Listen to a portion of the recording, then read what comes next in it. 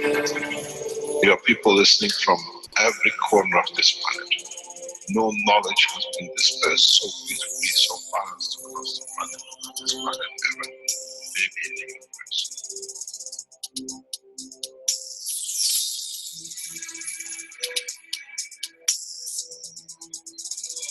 You have the full potential of achieving everything in the universe. There is no need and there is no reason for magnitude.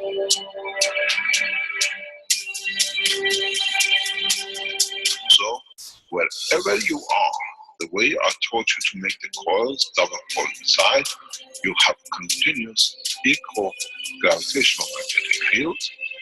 And if you put CO2 on it, and you put zinc on it, you have connected the emotion of the man to it at a stable condition. And you find out it becomes very peaceful man.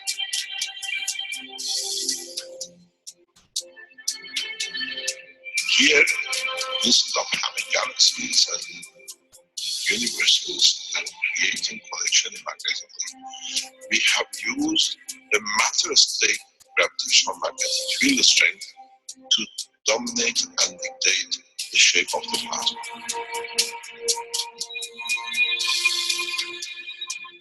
The nanotechnology, the nanomaterial which you have collectively developed in different ways, by plastic, by electric currents, by whatever, fire or whatever, has that advantage that the matter, the nano, and the plasma is all the same. So connection is very solid.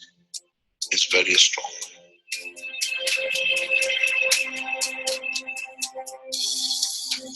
The power of the plasma technology, the way we have thought, is beyond imagination of the man.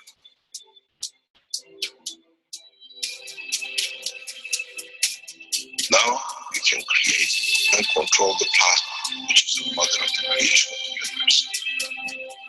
We are given the seed of the essence of the creation.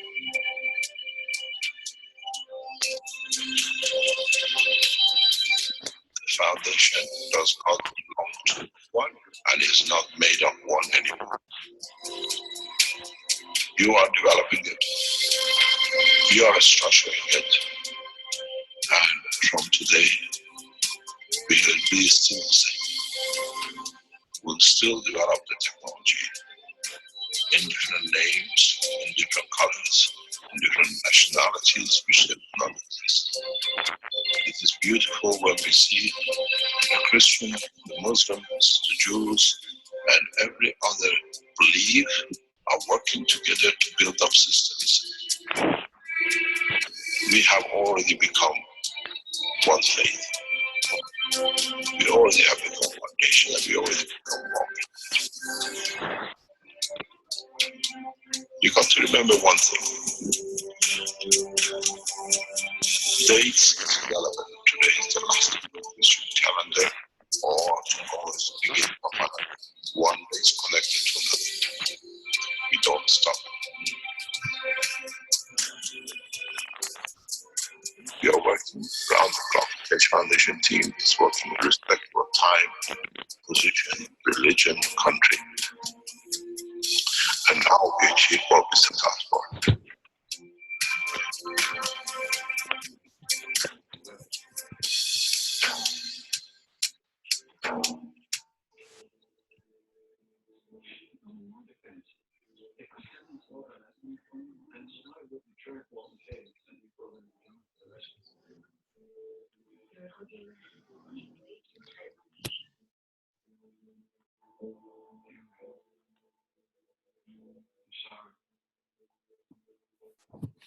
Hello, everybody. Welcome to the 6th Australian Knowledge Seekers Workshop.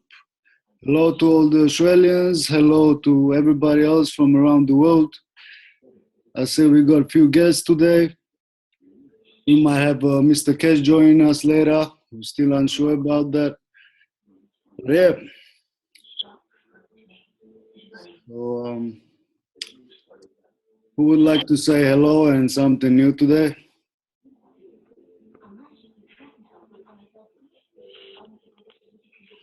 Alex did you want to say something? Say hello.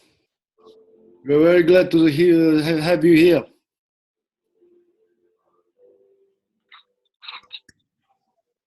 Hello. Hello. I'm still in bed. Hello, Alex. Hello. But just that my network connection is very poor, so it's going to be dropping off from time to time. So I can't really speak. That's why I didn't say nothing. Okay, that's all right. Glad to be here all the same. Very glad to see you.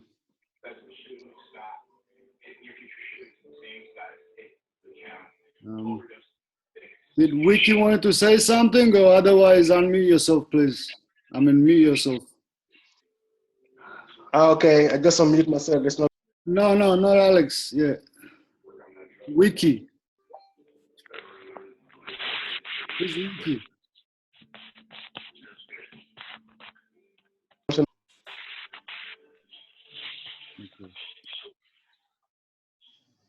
Does Leif want to say something?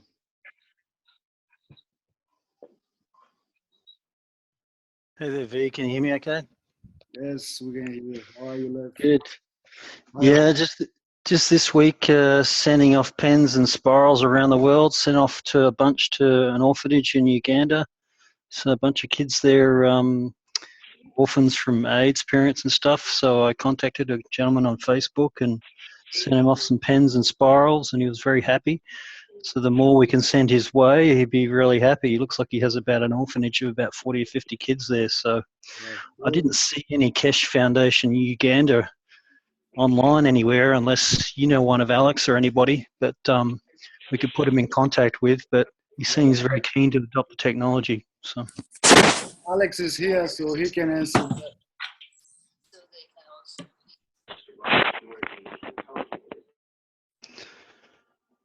hey Alex, I don't know if you heard me, but is there a Kesh Foundation Uganda?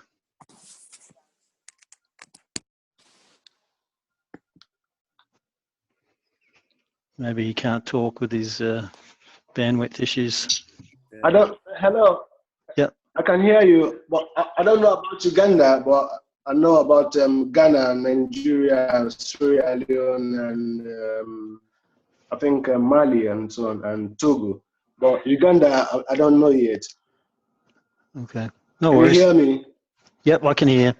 It's all good. Once he gets the pens and stuff, then he'll get going. I already sent him the info on how to purify water with ashes, and then we'll just go from there because he's kind of probably limited to resources, right? So Okay. yeah, but all good. Yeah, just other stuff. My 3 magrevs, I've just been adding crystals around them, and every time I add the different crystals, I get different vibration feelings off them and different chakra reactions. You know, you really can't explain it. I'm not a crystal person, but it's just strange to start picking up these additional vibrations just by adding crystals around your magrev units. So it wants me to put them around 12 around them, each layer, and then balance it out on each magrev in a triangle, and then build as many capacitors around it as possible, and then add all these other UPS battery supplies around it for independent power. But yeah, the fields are all over the room into the next room. I measure it with a voltmeter, and yeah, there's just so much more abilities. I can't say it's getting spiritual more than scientific. So I'll wait till other people have spiritual reactions, and then maybe we can compare results. But yeah, it's basically now you feel like you can communicate with people through vibrations telepathically. You can heal people through distance. You know, lots of stuff like that. So, but you don't want to break the laws of the universe, right? You don't want to force reactions without the proper cause. So that's sort of what we've got to learn and adopt to. So that's what's going on with me. Thanks. Liz, did you want to say something?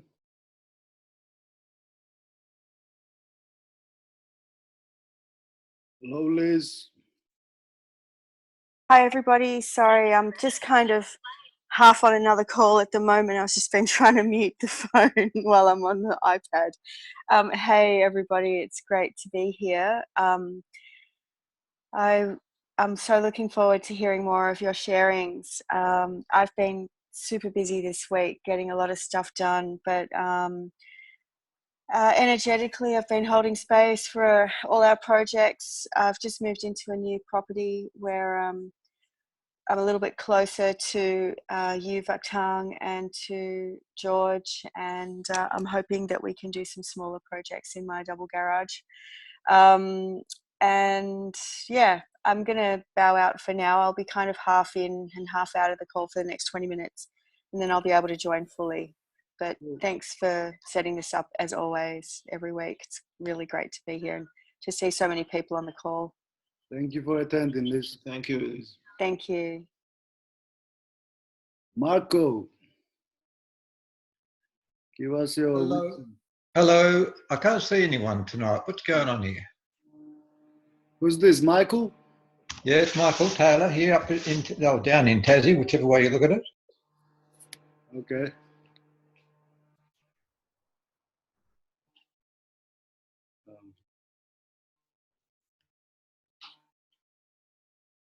What's going on? Hello. Hey, Marco. Ah, here we go. Aha. Right, that's better. Well, g'day everybody. What have I been doing? Today I gave away a couple of pain pads to someone because I put on Facebook after last week's meeting that I had some pain pads, and a bloke that I've known for a fair while asked me if he could have some.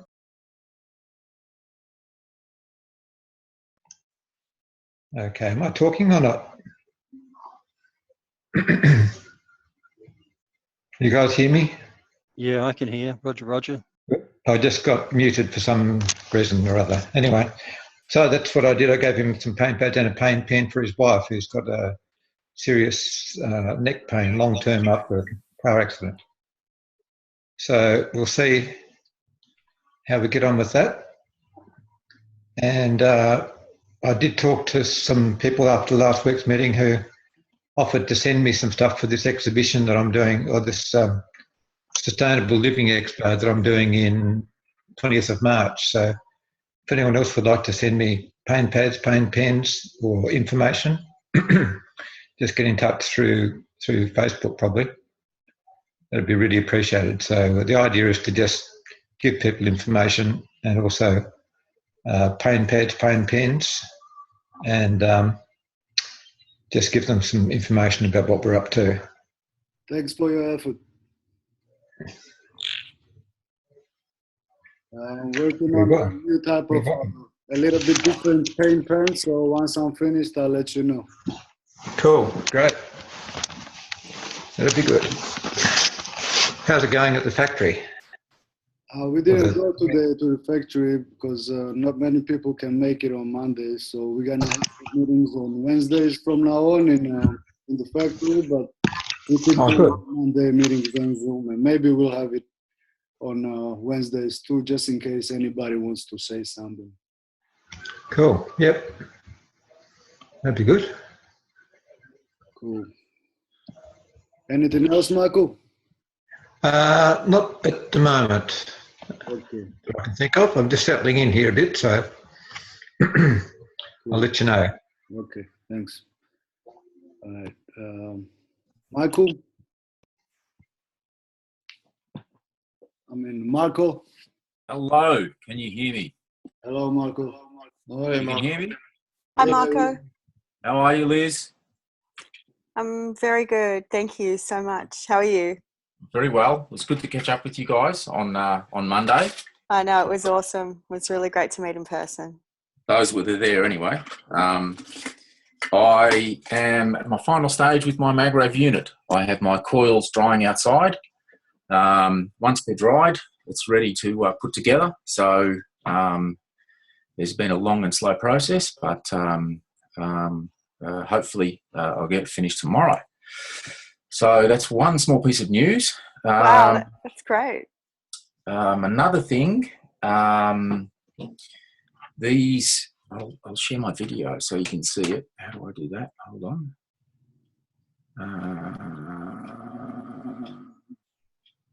How do you share screen? Share screen. Start video. Can you see me? No? Now try then. Press start video. Yeah. That's it. Okay. Can you see that? Anyone can see that? Yeah, I can see it. Okay, that's speaker cable. Yep. Twin wired speaker cable, which I've chopped up into little pieces. And I tried with one piece a couple of days ago. What I did is I just put a hole in the top of a bottle lid, popped a hole in, popped that in the lid, put a little bit of hot glue so it sat there, and whacked the bottle on, put some cold caustic in the bottle, and put the bottle in some hot water and let it steam up just to see how long it would take for that thing to nanocoat. And I got a wire nanocoated. It fed through to like the other end, finally come through to the other end, so it was no longer that bronzy colour and it started going black. How long did it take? Oh, I did it over a couple different bits and pieces. I think I've got the wire here because I tried a couple different ways, and then I put it, the bottle on my, no, that's not the one. I had it here somewhere. Geez, it probably took, depends how high you have the temperature. Okay. It took a couple hours on a higher heat so that the water inside the bottle was sort of steaming. It probably took a bit more than a couple hours, but by the end of a couple hours, it started coming through the top end of the cable. It probably wasn't through perfectly, so a little bit longer would have had it completely black. So the back end looked completely black, let's say the back half, and the front half was starting to go black. So I was fairly close to getting the whole thing pretty much complete. So I just put, I don't know if you can see it, this bottle is full of holes around the top end of the neck. You probably can't see it. I punctured a series of holes, there's probably 40. The holes are about 1 centimetre apart, and there's 1, 2, 3, 4, 5 rows. So on this bottle here, I'll dangle these little pieces in there, a bit of hot glue to stick it on there, put the top on the bottle. So I'll start doing like 40 or 50 little wires all in one hit and see how that goes with nanocoating a group of those. So it looks like it'll work without too much trouble by the looks of it.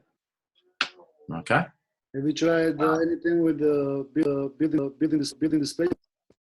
With the what? With the what? Building the spaceship. Spaceship formation, the new system, not the new one, but the this control unit is added to the spaceship formation. Oh, the new stuff that comes. Yeah, you have not seen it, have you? No, I've heard bits and pieces. The one or two knowledge. There's a bit of echo coming through. I heard a fair bit of the 102nd Knowledge Seekers Workshop, but I haven't sort of done anything in relation to it. I've only heard bits and pieces. I did parts of the end of it today. So there's a lot of info coming through, which is all good. But I haven't got to put anything into place yet. So that's about where I stand now. Oh yeah, I did do a couple of days ago some more of my biggest challenge, which was the nanocoating on the flame nanocoating on these coils. And this time it looks like I did a better job. The coils seem like that they stay on better. It is still hard work, but the more I do it, the easier it seems to be. I was listening to some other people's experiences on I can't remember whether it was a plasma reactor group or it was the 1 year course that we do. It was one of the two or both of them. And a few other people have had sort of similar experiences. So that would just made it a little bit relieving for me. but it seems like there's a bit of progress there. So I just have to keep on practicing it, and hopefully I can nail it 100%. So what's the process? I remember when I showed you that hot plate the other week, and I rested the coils on the hot plate. Yep. I turned the heat down, not so high, and I seem to have had a better result this time. It's still not perfect. You've got to time your rate of flow with the way you apply the heat on the coils. And if you've stuffed up previously where the coils are too hot, then that's hard to recoat again. So you have all these sort of issues. But if you sort of headbutt through it, there's light at the end of the tunnel. So I think I've done it in just about every wrong way that can be done. So I'm slowly creeping towards getting better success rate. So it was on the year course that we do. One of the guys, Modris, did one coil for a whole day, and then he ended up having to give up because he couldn't get the result he wanted. So that just made me feel a little bit better because I was sort of having similar experiences. But I tackled it again a couple of times during the week, and I was happier with the results. So are you guys going to be there on the Wednesday? There.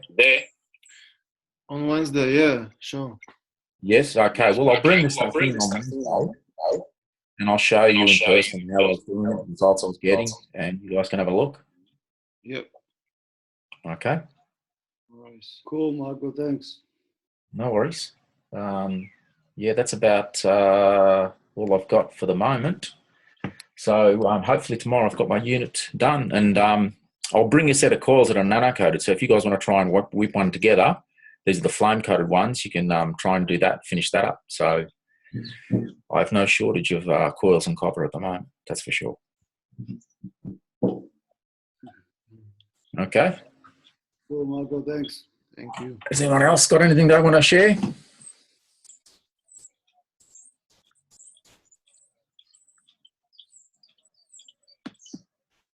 Yep, I can say something. Hi there, folks. Henry. I just want to share what I've done so far. It's not a lot, but it's progress, I guess. I'll just share my screen.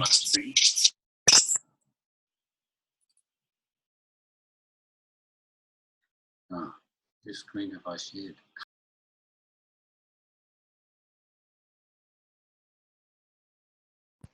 You're trying to send us to space. Good work.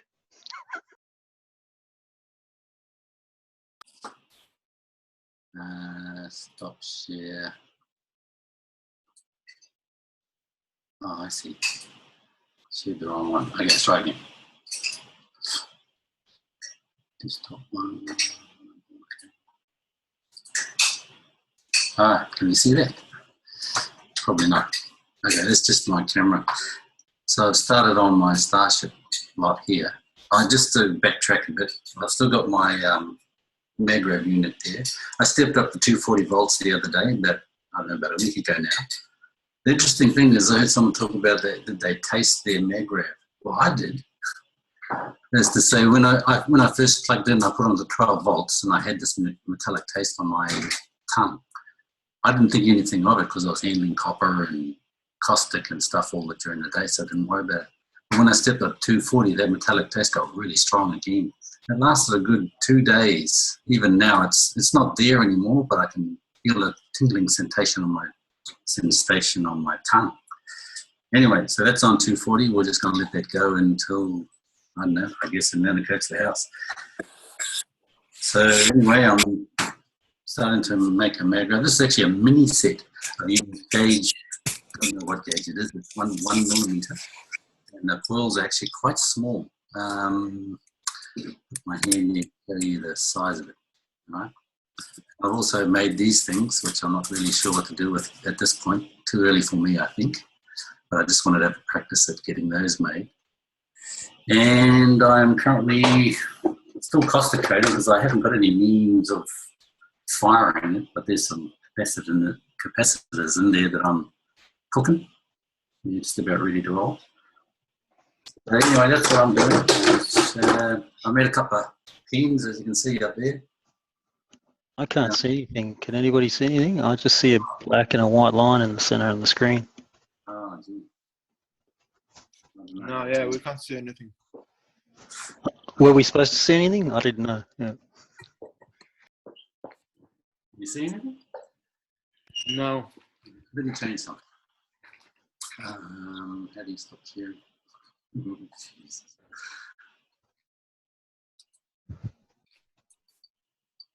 Yeah. Now we can see.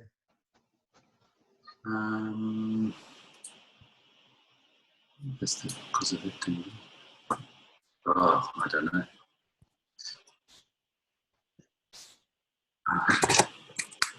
Okay, let's try again. Share the screen.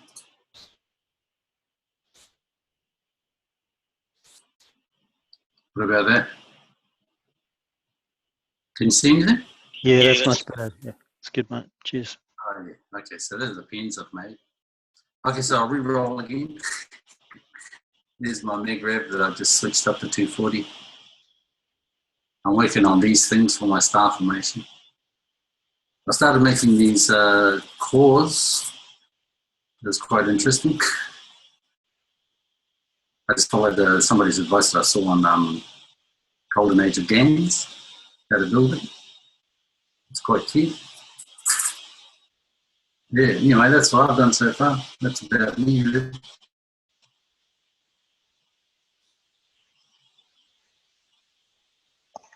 Tim, what are those plastic things you've got it in? I've got what to? What are those plastic bowls you've got your MagRav in? Oh, hang on.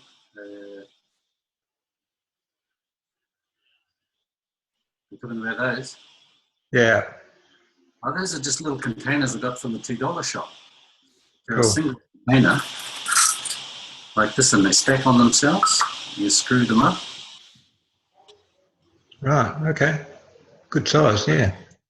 Yeah, I just got them from the $2 shop. And yeah. Cool. So I can do a 90-degree turn on my what's it called? Okay, thanks.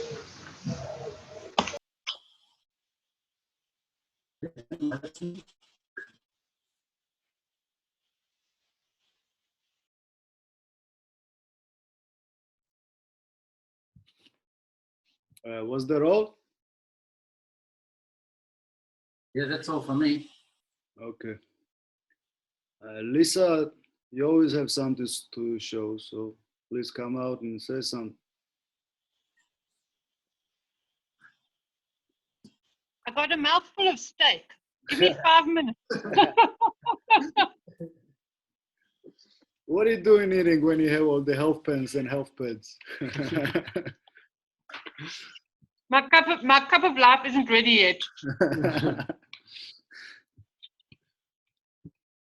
Sorry to disturb you. We'll ask somebody else then if you want. Errol Rosalind Hartley. It's a new name. Can you please introduce yourself?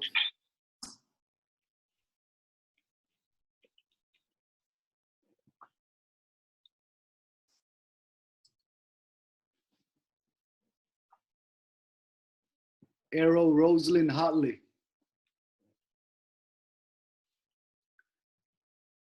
Okay, guess you're not here. Farad, can you please come out?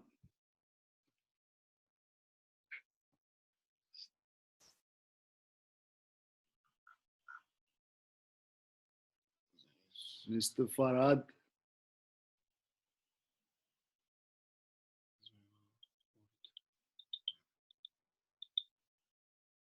Okay, I think everybody's eating.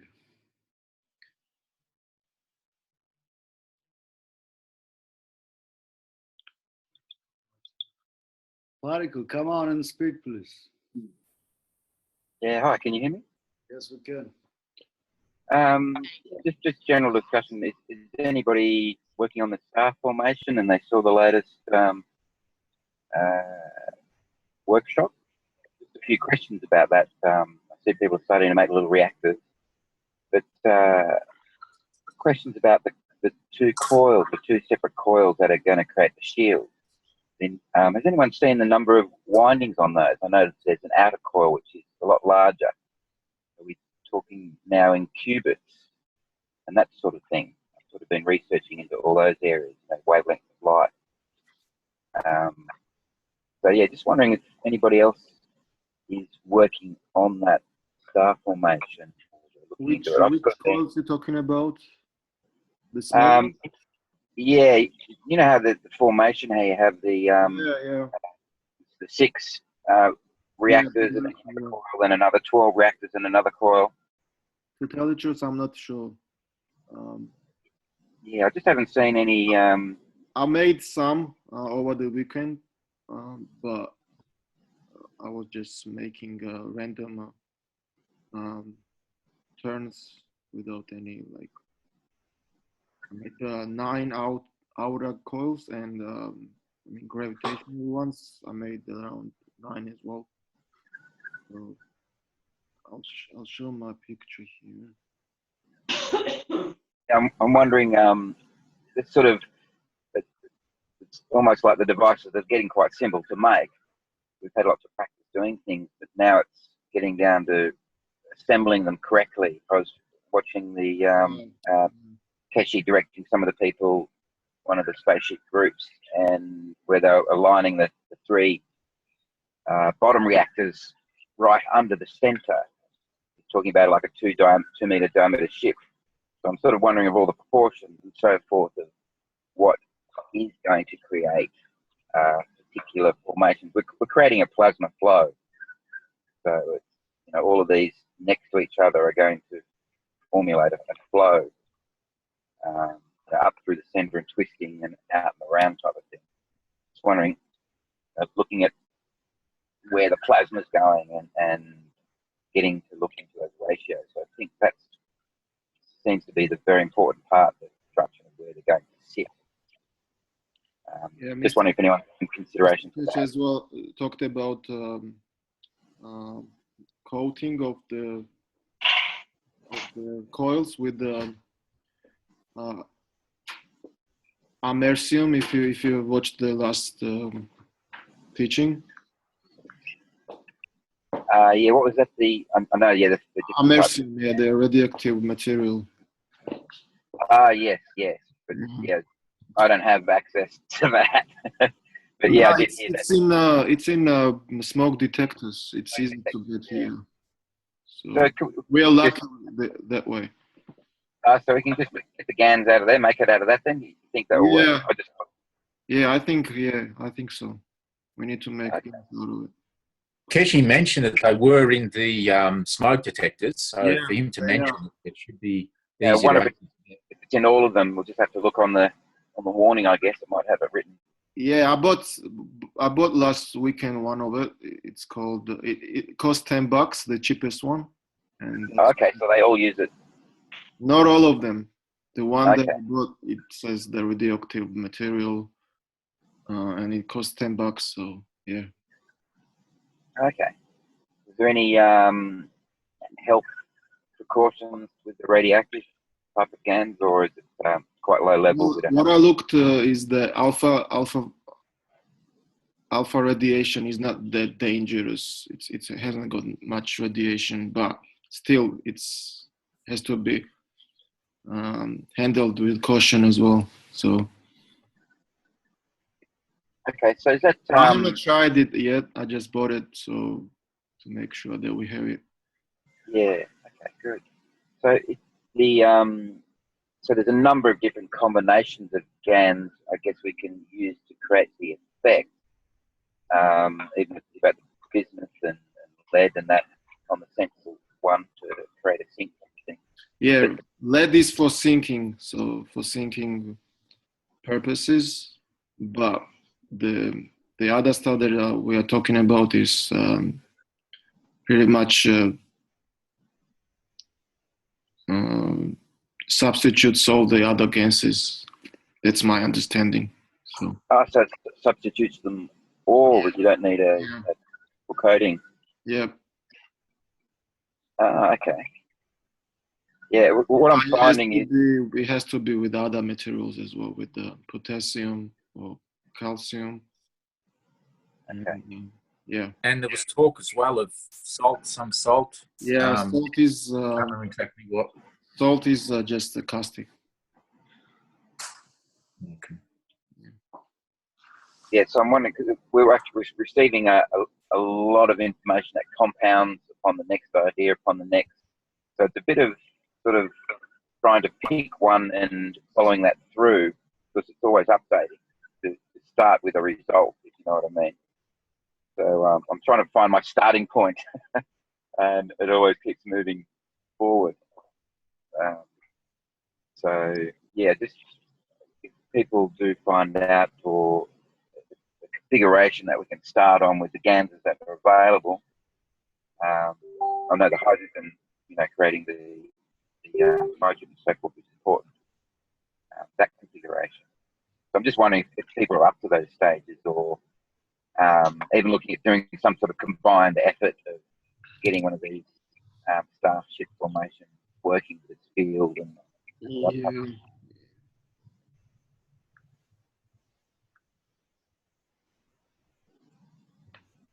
So this is where I'm to now. Can you see? Yep. Yeah, this is last weekend's work. Okay, great. I'm still missing three coils, three small coils. What thickness of wire did you use? Sorry? What thickness of wire did you use? 14 gauge. 14 gauge, okay. Now, are these self-powering, or are these again being powered by the plasma split capacitor battery? No, they all need the plasma batteries. Yeah. And is it I mean, the big ones, configuration? not the small ones. Small ones need to be powered by separate coil. That's what I understood. So. Okay, that's good. Train going past. Mm.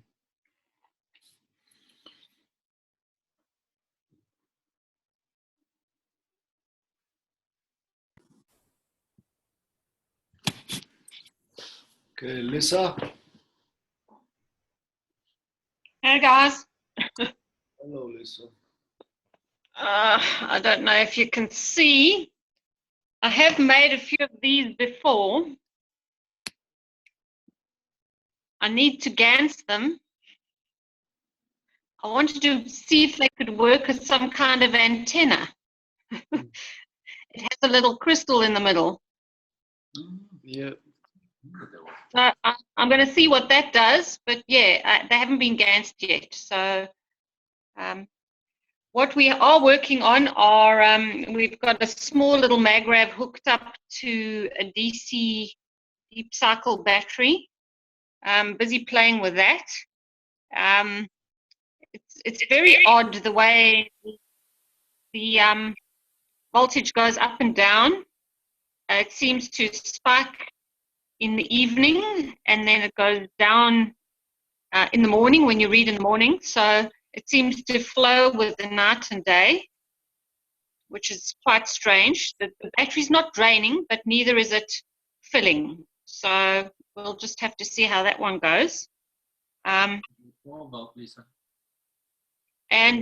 our agriculture, that's going quite well as well. So yeah, we'll have an update on that, because with agriculture it takes a few weeks to get going. So I'll be able to give you some updates in the next few weeks. Cool. Thank you, Lisa. How's your distribution? They said it was 12 volt. Yeah, it's a deep cycle battery that we use normally with our solar panel. So we've been fiddling around with that. Oh, okay, good. Because I noticed that when I put in 12 volt, that the same cycle that you just said, where it was spikes in the evening, but on the 24 volt, it's quite consistent. Quite, I mean, the 240 volt, it's very, well, not flat exactly, but very more consistent. Yeah, the problem with the 12 volts is you're needing to have something to get it going, to actually pump and push. With the AC, that's obviously what gets the MagRav going. With the 12 volts, you almost need a load to kind of get the power cycling through. So we're just busy tweaking and playing and seeing exactly, what happens when. And there's a little change here and a little change there, and we see how it goes, and maybe it'll teach us things. Have you tried putting a load off the 12 volts, like even running an inverter, and then a device? Not yet, because we weren't quite sure exactly where to put it in the line with the solar panel, the batteries, the inverter, the regulator, the whole thing. So we weren't quite sure where to put it.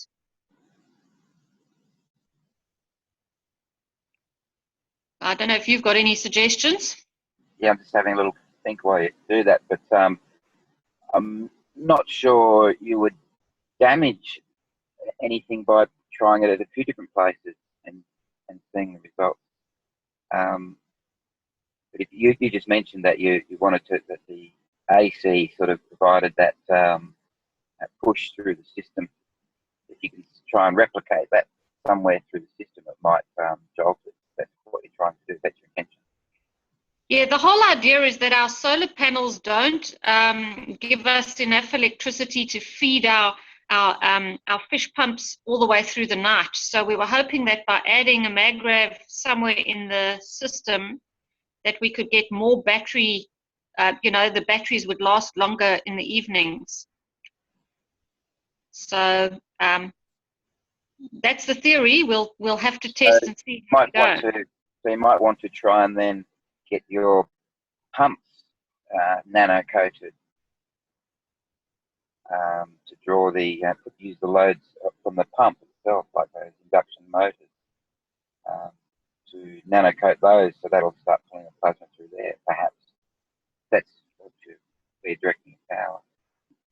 Yeah, they're not. They're those magnetic pumps, so they don't actually have any moving parts.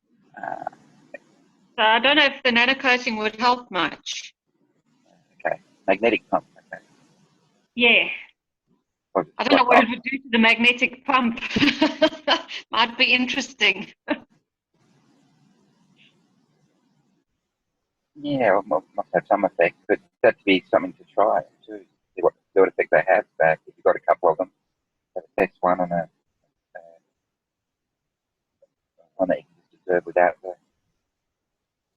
What we were looking at doing as well is making single unit MagRavs with their own little battery capacitor and placing them around our growing systems, because what we're finding is the one little stacker we're playing with is next to my seeds that I normally keep in the house, and those are very strong seeds. They're growing very fast. So we're thinking maybe if we're wanting to create a sort of a field around our whole growing area and see if that'll boost our output. So that's our next protocol. Yeah, that could be interesting, and I guess the configuration then, like star formation type things, or because they're all interacting, so consider how they're going to interact. Flower of life formation, all that type of stuff. Got more than one coil. You just don't know, because on the last teachings, it was said that old Barra had his different cubes, and they said, Mr. Kesh said basically, oh, well, all your cubes will just communicate instantly with each other. It doesn't matter where they are. So you're just wondering, if you've got a whole lot on your property, that they won't just connect with each other anyway. Well, the cubes will. Directly, but isn't it also that you're trying to create a condition between them for the plants, where you're trying to affect something? Cubes, all the partners will have instantaneous communication. We'll do all the little the single ones on the they must create the little ball with the free plasma in the middle. It's not the flat ones. So I don't know if the free plasmas will link up. think they all link up. They're watching you.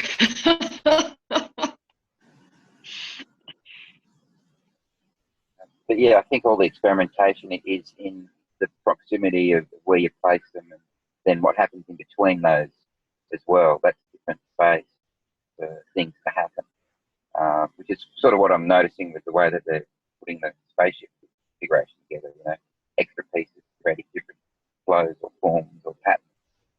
So I think there's a lot to do with, and you know, looking up all that sacred geometry, all those forms that we've been researching all our lives. You know, I think there's a lot to be said for all of that. Yeah, I reckon that's important. Yeah. You know, we sort of want to create a greenhouse without a greenhouse, with fields that are the best for growing. So, yeah. Well, and Very big. I'm wondering, you know, how a few of the people have got their spaceship reactors working, how they've got their plasma shield around their whole home, and you know, maybe that's, you know, that's the greenhouse, and you know, that's like our blue planet. So I wonder if that will occur. Yeah, that's the idea, you know, like just a shield of fields, not necessarily actual physical matter, but just the fields that don't allow, because we're finding that, I don't know if it's the ozone holes or what, but our stuff just gets fried very easily. It seems like there's the radiation coming from space is very different over the last couple of years. Oh, good luck with all that. I'd like to see the results that come through.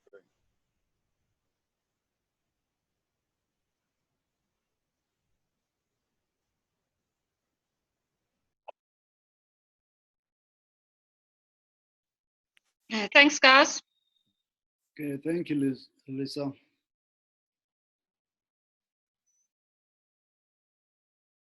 Okay, who's next? Greg and Colleen, you guys want to say something? Hi guys, I'm waiting for some stuff to arrive, so I haven't been making much. Just catching up on stuff, but no doubt as soon as it arrives, I'll be away again. So it's been a very quiet week. Okay. So nothing to report. So you always say something, so we'll give you this one. My week off. Okay. So Farhad, Amini, you want to say something?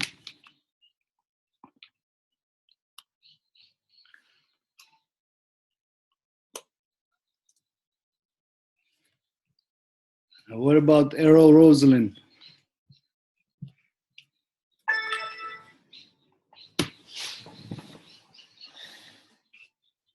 Oh, hi.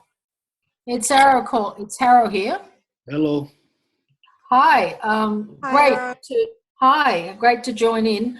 All I have to say, I've been working on making the healing pens. Can you introduce yourself? Because we haven't heard your voice yet. So where are you from? And Oh, okay. I'm in Queensland, in the country out in Blackbutt. I spent the last 26 years in the States, living in the States. So I've been back about 6 or 7 months now, and then heard about the cache, technology information, and have been learning ever since. So now I'm making honing in on the health side of things first. It's helped to get a good grounding of the technology and nanocoding and the GANs and everything else. So it's been a great learning curve, but I'm getting some good feedback with the healing pens. I've made several and been handing them out and researching and getting data on it. More, I wanted to get my own data, my own feedback. Also, it tells me what I was making and doing, whether it's working or not. So, been doing that. So far, different people, particularly energy-wise, people with arthritic conditions, overnight have no pain. People who I know who have, I've made the pen in a tube and just putting it in a glass of water overnight.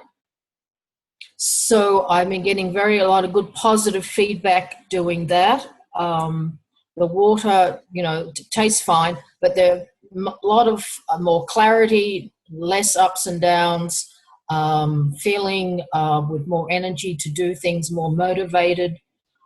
So getting some more feedback. There's still a lot more to get, but it's so far been excellent, and going to pursue that more and more of where it takes me and more feedback on it. That's great. Are you using a glass tube or plastic tube? So far, I'm using plastic tubes. I've had a huge challenge on getting products, things that would work and fit. I've noticed ordering things coming from Hong Kong and China take 4 to 6 weeks with the backlog getting into Australia, the customs. So that I've had a challenge with. So I've just been makeshifting, trying to find things. I've been wanting to make the pens with several coils and test it out.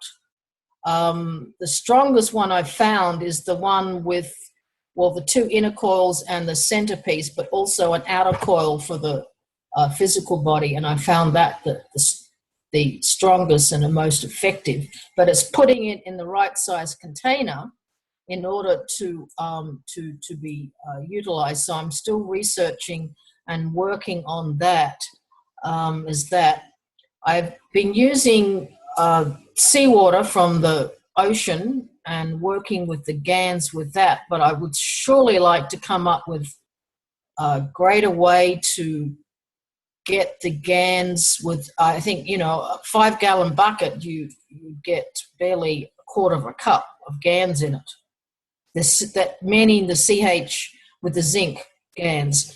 The ocean GANs, you get plenty of just with the caustic soda, but it's not been explained, and I don't know if explain what the difference is and what you use the straight ocean GANs with that is not made with the zinc plate. That is a question I had.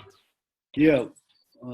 In ocean, when we make GANs from ocean water, it has all the elements in it. So it is hard to determine what you really are having in your GANs. So it's not CO2 only there. There's everything in there. So if you want to have separate GANs, separate applications, then you have to make it from zinc and copper plate. Can I just interrupt there a sec? Yep. You need to make the seawater GANs in the box with the CO2 kit. Because if you only do it with the caustic, all you're getting is what they call ormus. And those are they're straight minerals and they're really good for you, but you can drink those. Whereas with the with you doing it in the box with the plates, you're energizing the ormus to turn it into GANs in a sense. Right. I did make some with the zinc plate and the copper plate, and I've had 2 lots so far. But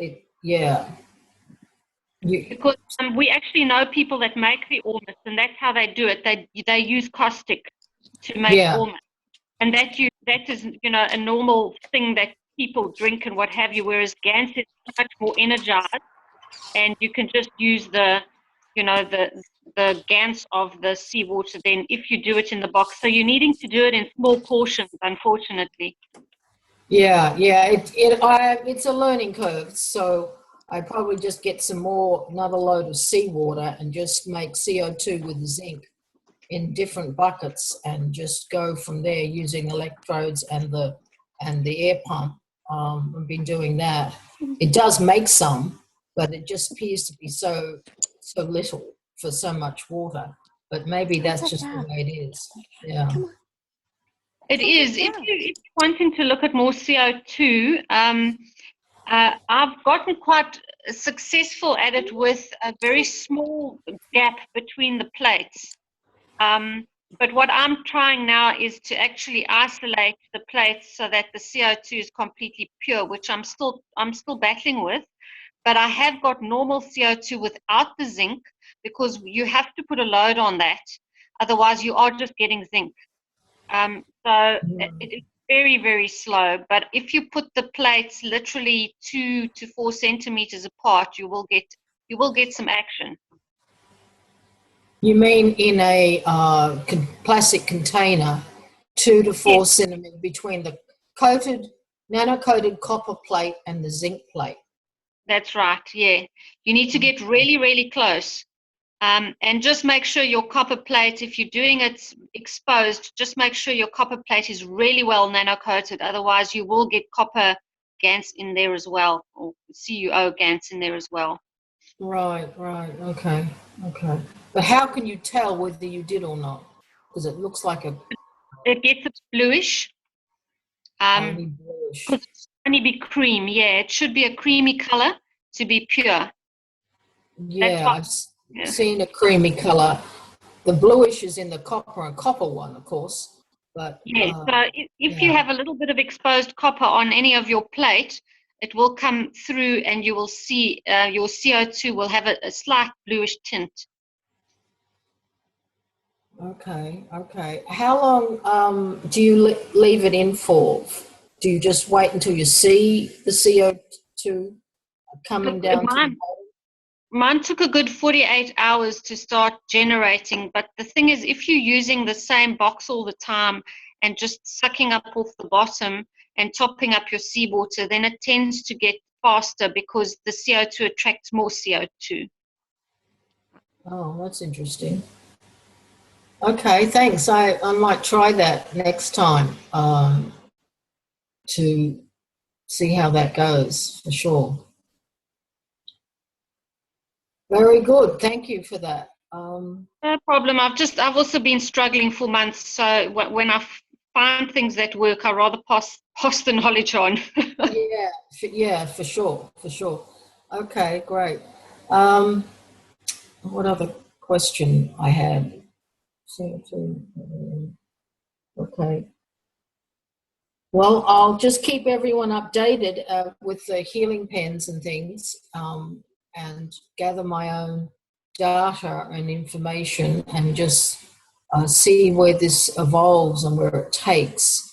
I'm going to make the Magrav system soon, but I want to get people feeling better first and then go to the next stage. Yeah. Okay, that's all I can think of. Thank you very much, Rosalind. Okay, thanks for your help.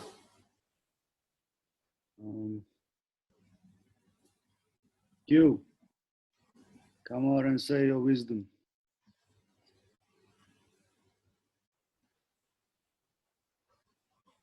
Q.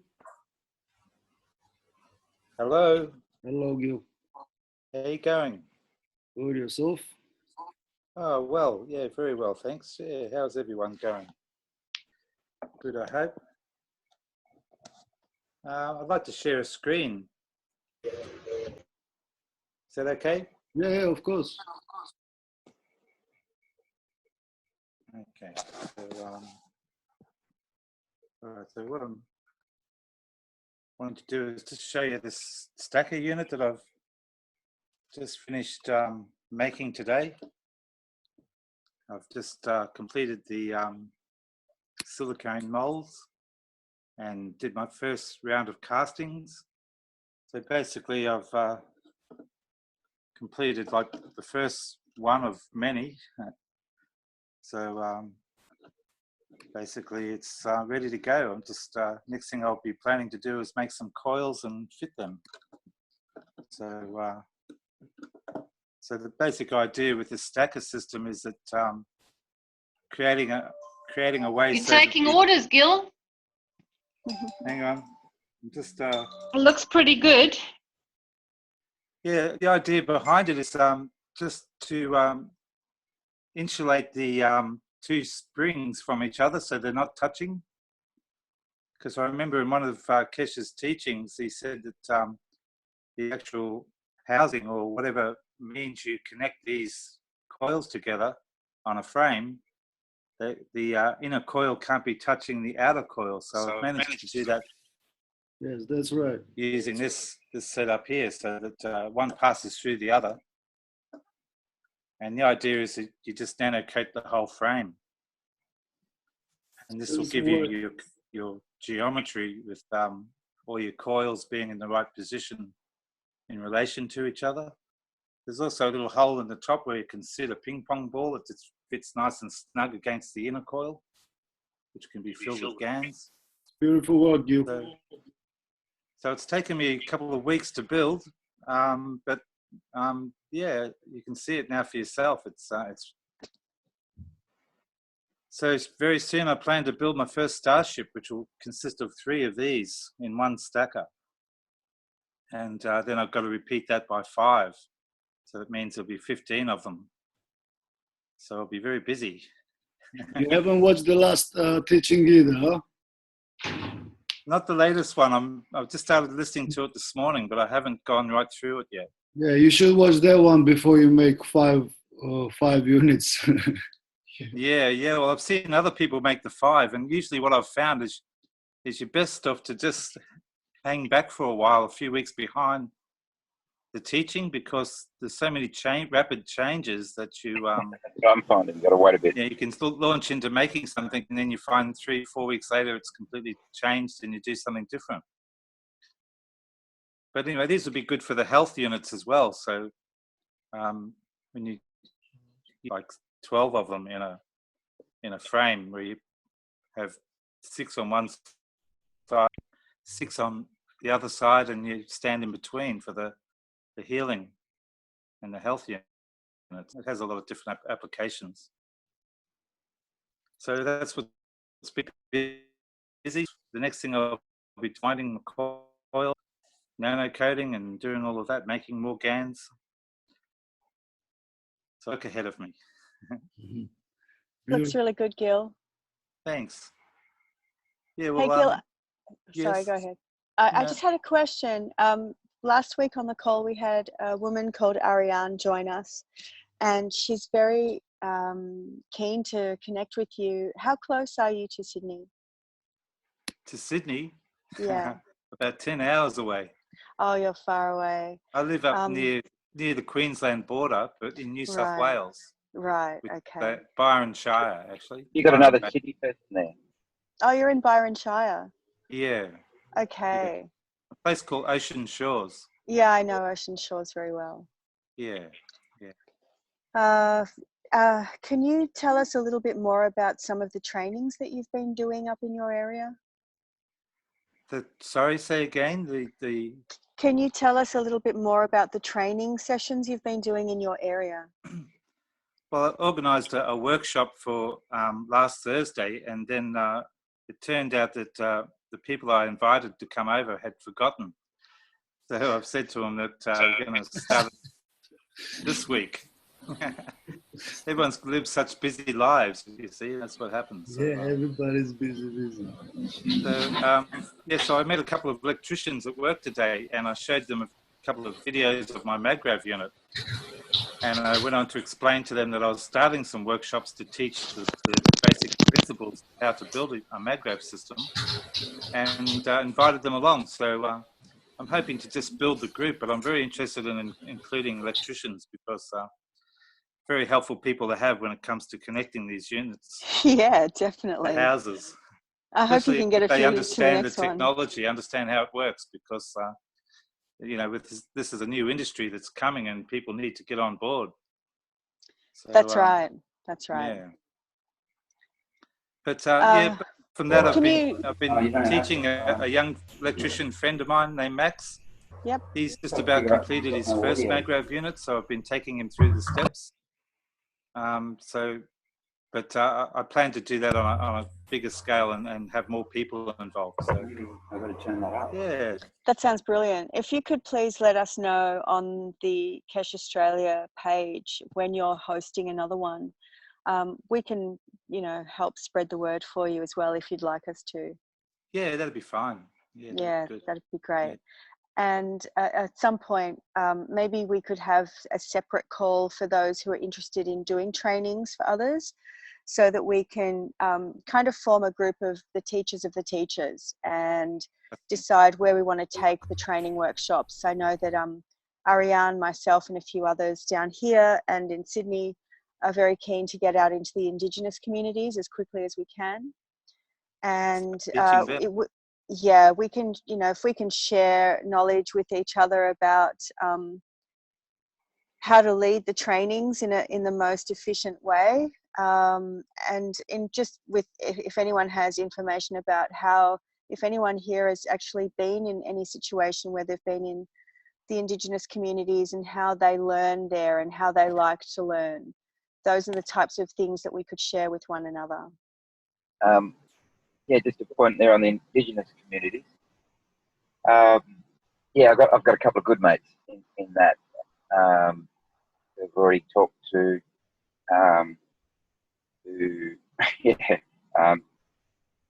almost like my auntie as well. I mean, these are elders. They've been giving me some guidance of where and how to teach, and I speak to them on other sorts of projects. I always go to them when I'm trying to incorporate Indigenous ideas from outsiders, because they have a total different approach. So I know. When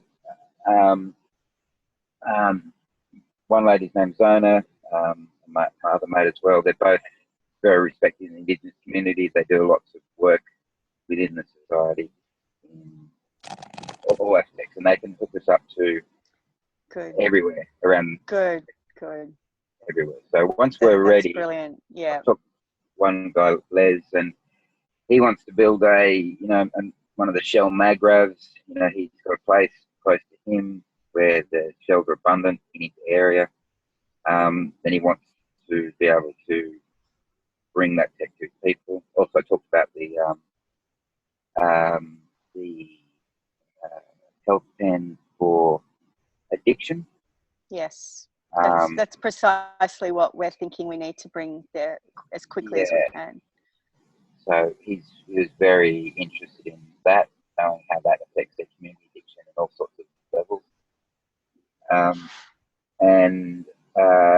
They will be able to, if we get something together, and like I'm always about trying to connect people often. If we get something together, Zona, she's hooked up into all of the arts institutions, all of the educational institutions. She can send us places to go. They can teach the young kids about it in cities. They can also go out to the real communities where they're having problems, where it can be taught. That getting the access to it is not a problem. Once we've got our delivery package together, I can hook you up with it. Okay. They will hook up with everyone the correct way. That's really good news. Thank you. Yeah. I've been speaking to them for many months, many years about many different things. So I've been lucky to sort of a little bit of spiritual guide in a sense through my sort of auntie Zona, if I can call it that. In regards they're way ahead of us. What I'm finding out with some of this tech that's coming out, and I'm trying to explain things to her. That it's gone from the energy device, and then it's gone to the telecommunication device, and she popped up and talked about the field between their people and the land, and the objects and the stones, and how they're all these magnetic forces. They totally are onto it. I mean, I've heard other stories, teleportation, all sorts of things. So they're true spiritual knowledge holders, totally tapped into this. And actually, when I was talking to Les, the fellow, it's a bit like there's some reconciliation work and healing work to be done there, and to him was, how do we present this and what's our role? He was thinking, and he was sort of even saying, well, it's for them to be able to spread it and teach it to the white folk so they can come into line with us. He said, we've got to heal, they've got to heal us. And so we can come into line with their thinking, in their true spiritual beliefs when they do connect with the land and all of that. Yes. So there is a certain way for them to approach it, and there's also different, I'm not sure if we cross the boundaries between the male and female sort of teaching, because they have the different roles. Yeah, but like I said, once we've got our act together of what we've got to present and teach, then we can go for it. Yeah, fantastic. And that's nationwide. And I also mentioned that to Les too, by the way. Les, he drives the community bus, the Aboriginal community stuff. He said he's also prepared, and like I said, I've got in the back of my wings a really good, proper bus. He can drive that around to the community. We can deck that bus out as a lab, a teaching lab.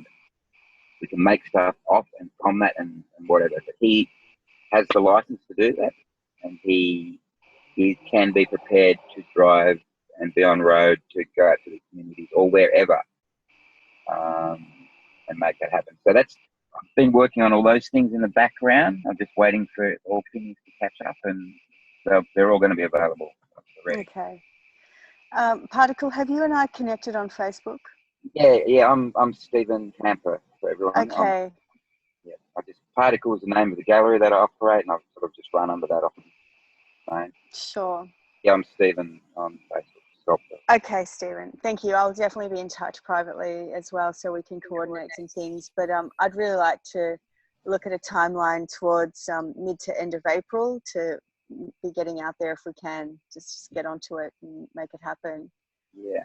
In regards of drug rehabilitation, I'm working on, I've made a GANS out of changa herbs and CO2. Yeah. I've been making a pen a little bit different from everybody else, so I'm gonna see how it works. I'm using also a round magnet and a seashell. And, yeah, we'll see how it's gonna come out. But changa herbs is kind of like an iboga. It should cure people from drug addiction. Yeah, brilliant. So Vakhtang, are you going to be able to join us on Wednesday at the warehouse? Yeah, I will try my best. I'll try my best. Okay, that would be great. Marco, you're coming? Yes. Yes, excellent. Be great if we could have, I don't know, just if you could bring some things for us, that would be really awesome. I want to show you guys something that I've got here at my new place. I've just moved this week. Let me see if I can work this out. Should be able to show you. Are you seeing my garage now? Can you guys see that? I can't see. Oh no. There we go. All right, so I've got this space here. It's got some benches and stuff in here. It means that I can work every day from home, as well as come into the warehouse on Wednesdays, and we can continue collaborating on some of the bigger projects there, which would be great. Whereabouts do you live, or what area? I've just moved to Toorak, so I'm not far from my old place in Windsor, and not far from you, George. So hopefully George and I can do some work here as well. Yeah, I'm moving too now. I thought we are gathering up in the warehouse, so I came here, and then my brother tells me that it's gonna be on Wednesday. Oh, are you at the warehouse? Yes, I'm very close to your house too.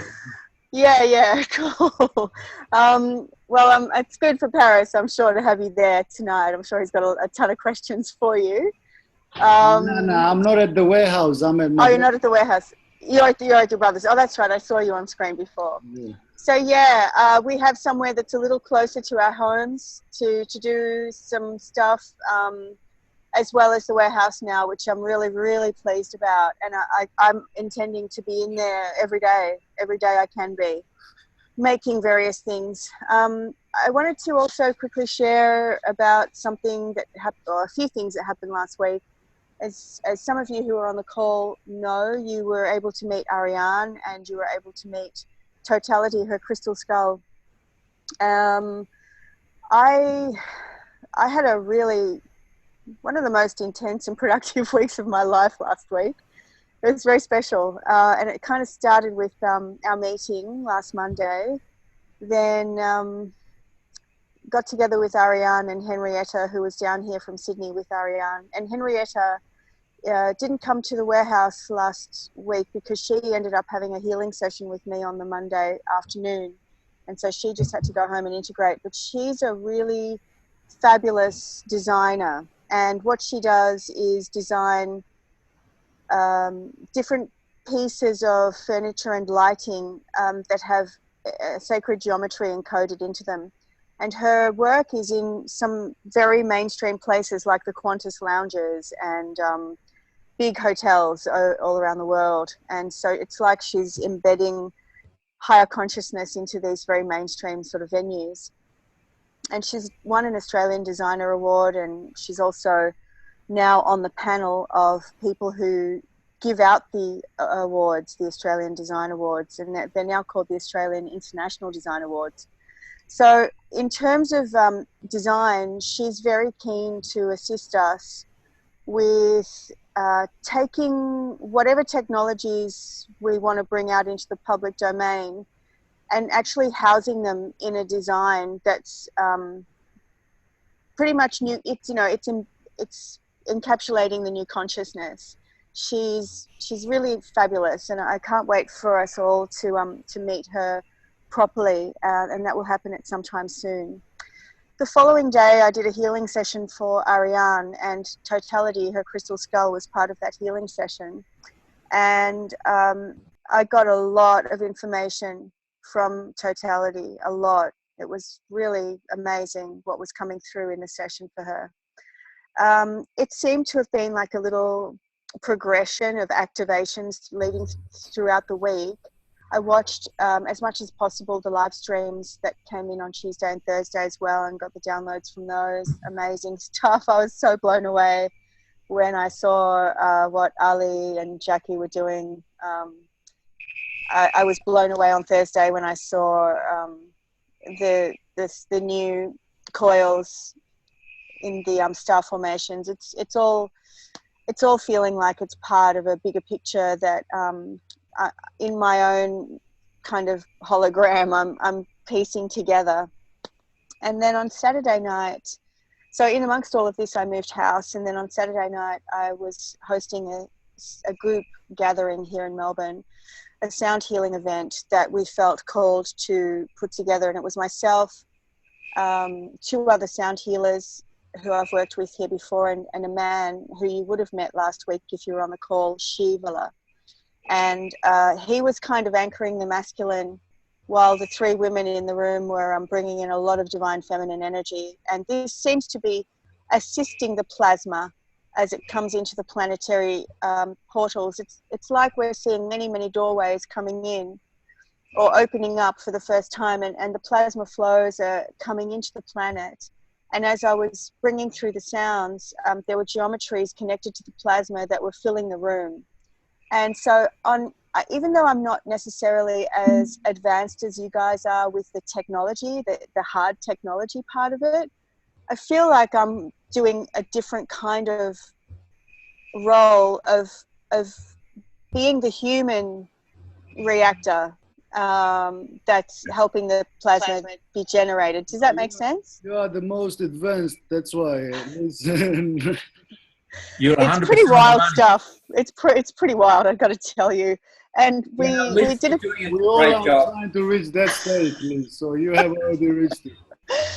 It's just amazing what we're seeing here in these gatherings. It's just amazing, and we know that the last few that we've that we've done have sold out. It looks like we're going to need a bigger venue pretty soon. But this one we felt called to do, and we don't plan them. They just happen when we feel that we have to do them. And we all felt very strongly that part of our role was to help stabilize the tectonic plates. And it was interesting when Shivala came into the picture, because I literally just met him last Monday through Henrietta and Ariane. And he's been in Maui for the last 14 years. And he was told by a full-blooded kahuna master over in Maui that part of his role over there was to stabilize the tectonic plates. And this was maybe 10 years ago.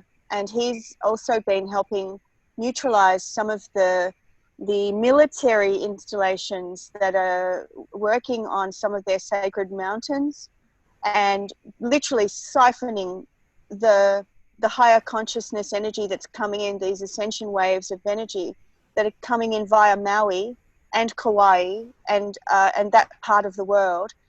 There's, you know, he was just basically sharing with me about the military stuff that's going on there, that's siphoning that energy out and redirecting it to other parts of Europe. And we all know about this stuff. It's been going on for a long time, but it was wonderful to just have the confirmation from Shivala that he is already part of this team, that he has been part of this team for many years. And we're all here as, you know, ground crew to do our bit, you know. But it was great. At the end of the night, I felt guided to ask everybody to place their hands in a certain configuration, which I'll see if I can show you. So it basically, I'm just holding my my iPad in between my knees. Sorry. So our hands were in a circle. One person's hand would be up to receive on the right, and the other person's hand next to them would be above their hand on the left. And we actually felt the plasma moving through the circle, and it was so strong. It was absolutely amazing. And of course, not just the plasma. I mean, the plasma is just a word for the Christic codes. You know, we're awakening our crystalline blueprint, and we're re-encrypting our DNA. And this is the most exciting thing to be alive for. I just feel so blessed and humbled to be facilitating these events. And I invite anyone here in Melbourne to please come along to another one whenever we host another one soon. Definitely. And I want to join you guys. yeah, you will just love it. Like, the sounds that come through are completely amazing. But one of the downloads that we got, so I've got so much to share. One of the downloads that we got when Shivala and I were talking last week was that he has a lot of instrumentation. He has everything, you know, from very out there kinds of sound healing instruments to the traditional bowls and chimes and tuning forks and things like that. But one of the things that he has done is he got created a set of pipes that are tuned to frequencies that are 111 hertz in difference. So 111, 222, 333, 444 hertz, you know, etc. And when he told me that, I just got this download that we were supposed to expose some of the coils to these frequencies.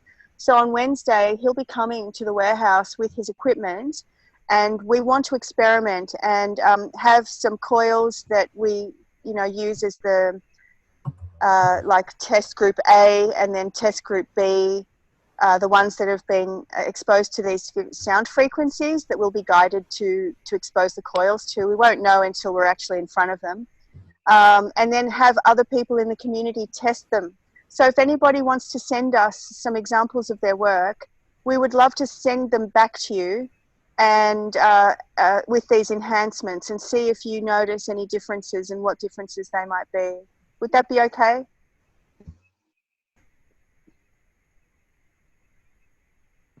Anyone? If you could record those sound files and send them to me, Liz, that'd be great, because I'd love sound files and try it on mine. Sure. I'll try and get a really good quality sound recorder so we can record them in real time, because these are acoustic instruments. This is not digital. Yeah, totally understand. Yeah. Yeah. Great stuff. There's quite a few spirals in the post to you, Liz. Colleen, I love you so much. Thank you. I can't wait to experiment on them. I really hope that they're here by Wednesday. Fingers crossed. I posted them Friday, so hopefully. Yeah, that'd be great. And Paris, do you have something to say to us, my dear? Oh, hello, hang on. Hi, Paris. Can you hear me? Yes, You can hear me. we can. I'm using my phone for this. This is the first time I've used it, so Okay. what's going on? Yeah, I'm listening to what you guys are saying. I'm caught up in a few things at the same time, but looking forward to gathering on Wednesday. I have to take my father into hospital about lunchtime, but I should be there by 2. Okay. Yeah, we sort of kind of arranged for around 2 p.m. If anything changes, Paris, just let us know. Oh, yeah, no, I mean, it should be fine. Just like if anyone does get there, or if you get there before me, just yell out. It shouldn't be far away, but it should be okay. Or Okay. I might block the front door or something. Okay. Brilliant. Fine. But I've just been yeah. Hello, Tony again. I've been thinking more about what I understanding it myself. Yeah. But I'm getting very excited, understanding more, looking at videos people are putting up, and seeing a lot of potential. Okay, Yeah, it's mad. Mr. It's so good. We The got wishful Mr. thinking Cash in, makes sense. oh, 1 second. Yes, Baktang. We got Mr. Quantum, Cash online. So, it's all sort of starting to make. Mars, can you hear me? If you're getting a dial tone now. Tony, can you guys mute Tony's microphone, please? Hang on. Thanks, Tony. Okay, we got Mr. Cash online, so let's let him talk. Welcome, Mr. Cash. Hello, Mr. Cash. Hello, yes. Good Hello, morning. Mr. Cash. Good morning. Or good evening to you. We are very glad I to just popped in to just hear weird things you talk about. Thank you, Mr. Cash. What do you think so far? It's really wonderful to have you join us on the call. Oh, thank you. Welcome. It's just that I was listening to how you do what you do. Each one of you, as I always say, brings a flower to the bouquet. You are expert in things, or you extend that knowledge in different ways. And one thing or another, one day in this space will be needed. But when we know it, we can use it. When we don't know it, then we have to experiment it. It's nice. I learned a lot. You talked about the hand, the position of your hand. You always should receive from the left, and you always give from the right. So if you change the position of your hand, you'll find out it'll be totally different. Yeah, it's interesting. I do understand that. And in the moment, I was guided to do it the other way. And I just trusted that we Maybe were supposed women to do do it a for that different way group. than the men do. Actually, they do. Yes, the polarity is different in men and women. But it seemed to work in our circle very powerfully. And, but yeah, thank you so much for that input. You're welcome. Hello, Mr. Cash. It's Gil Rasmussen. Hello, hi. Yeah. Yes. Pleasure to finally talk to you. I showed everybody just before my new stacker system, which I've designed for the Starship. And I'd like to show you that as well, if you'd like to see it. No problem. I'm here for a few minutes. I have to go. So please show me. So just to give you a bit of a close-up.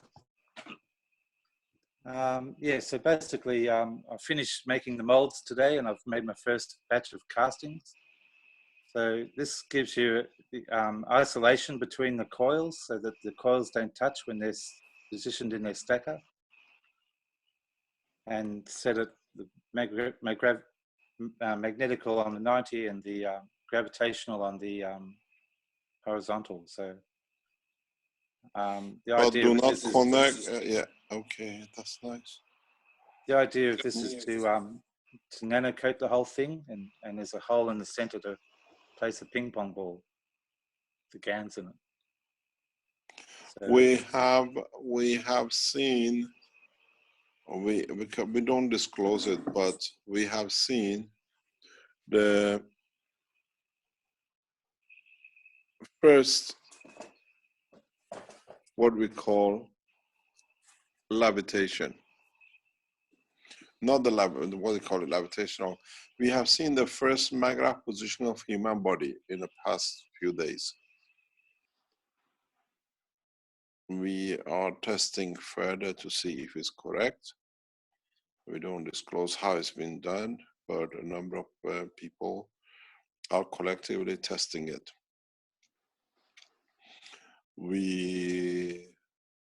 This is the third or the fourth group which has achieved this, or people who achieve this. But if you get your MAGRAPH positioning in respect to your ball and the coils and the cores, you should see very effective results. The system will show its own field strength. Don't expand too far from each other, as I showed in the teaching of last Thursday. Start very concentrated to build up the field, and then you can always expand it. And I hope we are on target to show publicly the lift system very soon. The person or the group which are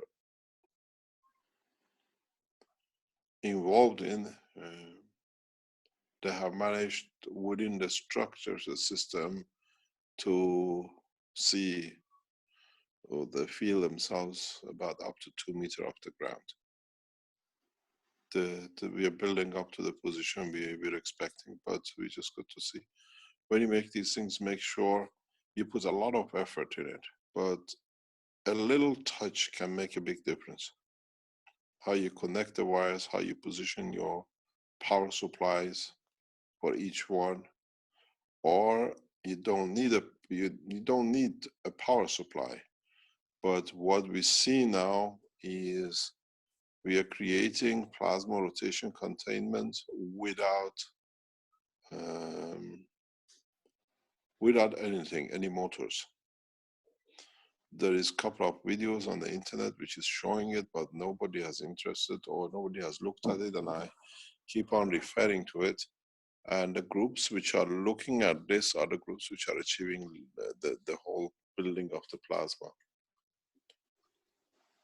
So you got to be careful how you nano coat, how you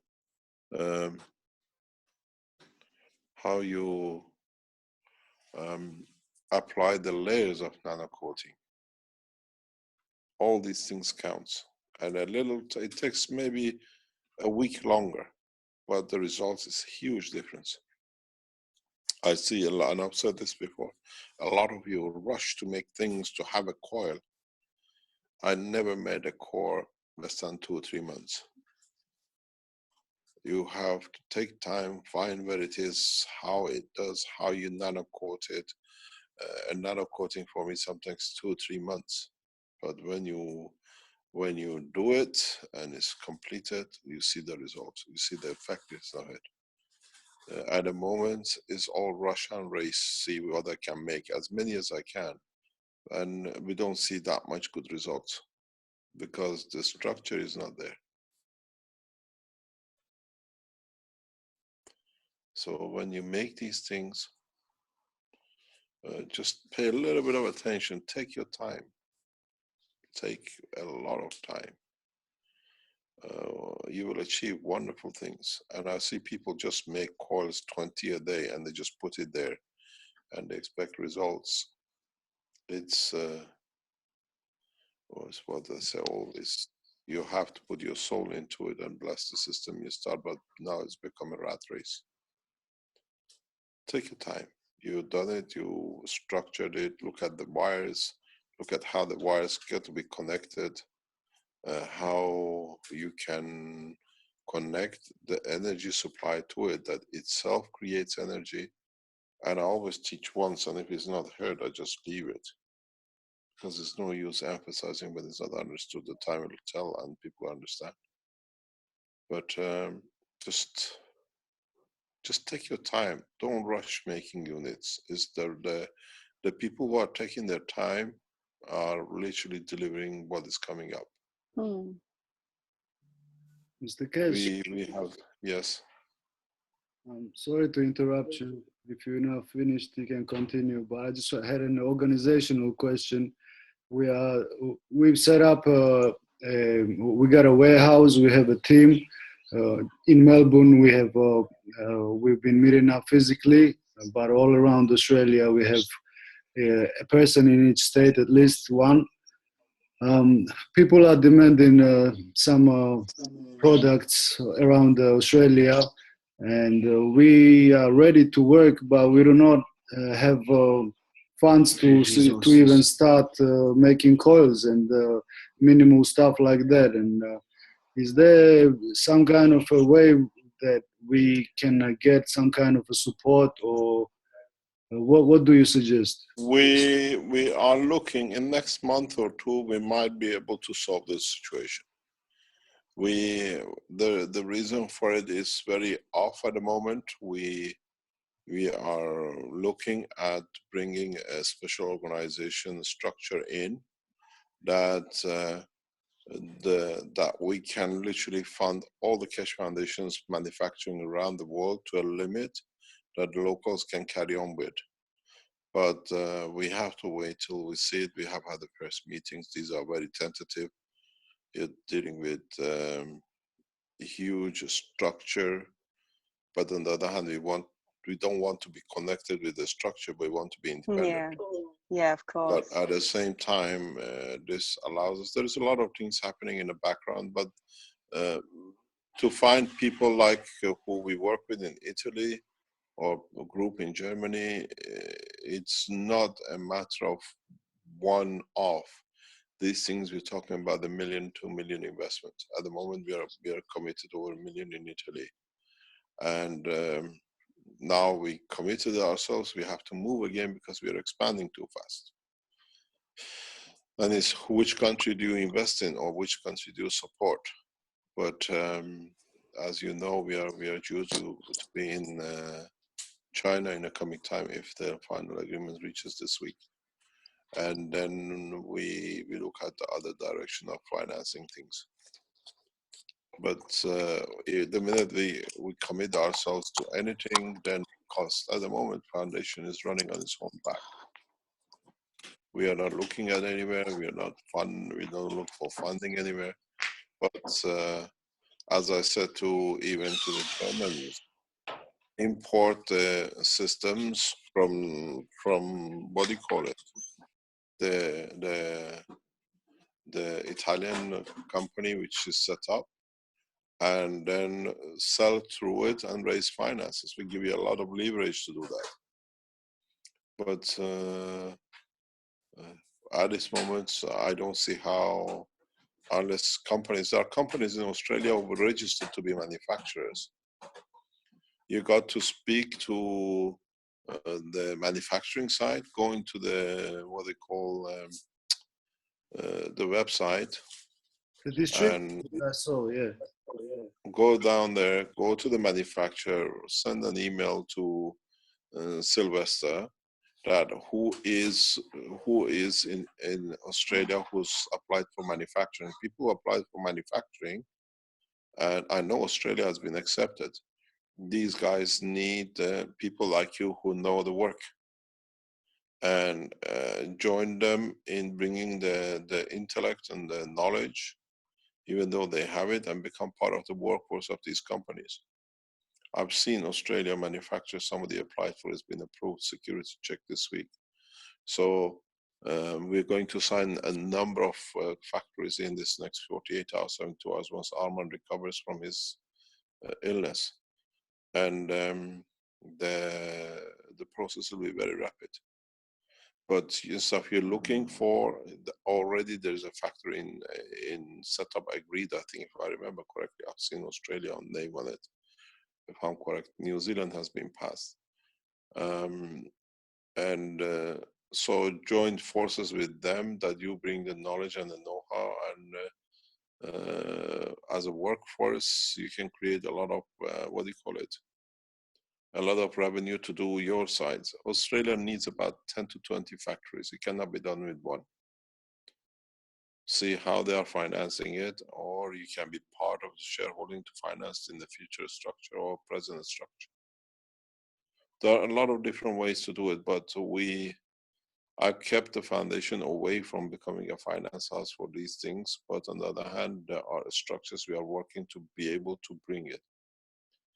In the next 48 hours, we might know. In the next couple of months, I'm meeting, hopefully, if it gets approved, with a structure which can help all the Keshe Foundation manufacturers. But these people are there to finance, but they want their finance as a percentage. But this group we are talking with, are like Keshe Foundation. They put everything back into the society. It's not an individual financing, which is good for the way we work. But you can speak to Sylvester, speak to Armand, see who's the manufacturer in Australia who's been approved. I think there is one, if I remember correctly. And then let's see if they can help you, or you can join them to become a part of the workforce. Okay, Mr. Gates, thank you. Thanks very much. Thank you, Mr. Gates. You see, the way you got to do it most probably is to structure yourself around that each one of you brings something in. So one of you can do the coil manufacturing, one of you can do the casting, or you can invest in a small machine from Canada, which is only 7,000 euro. As a group of you, then you can start making units. We are looking into all options, but at the same time, foundation is growing in so many different ways. We're expecting a huge change on the foundation situation in the next few weeks, very huge. And that's because we deliver what we said, and what we done has taken time, but it's coming to correct conduct. We will explain tomorrow in the teaching of tomorrow and the Thursday. It has changed a lot of things for the foundation. And up to now, what was not to be support will become a support. That's great news. I'll explain in detail. We are working on it. It's actually is done by others who didn't want it to happen, but it's gone the way we thought it will do. And this will change a lot of things. The situation, especially if we don't get arrogant and do it as we've done it the humble way, it will change. It's on its way to change. We have a very rich Australian here with us, very rich Australian. And he's born and bred in Australia, but he's in Dubai at the moment. We can ask to look for him to finance for Australia. We're waiting to see if the things happen, then we can see, because they want to finance, they have access to hundreds of millions of dollars. And there are financiers in that level. They are part of the support team of the Keshe Foundation in the background, but there are things which needs to happen that we can ask or put them on the table. We didn't approach them, they approached us, but there are financiers. Then they take a big chunk for their purposes, or they work partially towards us, but these people carry enough to finance huge organizations in Australia. But they won't do it for love of you or me or the technology. They are very, very, monetary minded, but they are huge supporters of the foundation. Yeah, well, that'll be great. We have everybody. We don't know. I had a couple of dinners with them. I've been with them 3-4 times.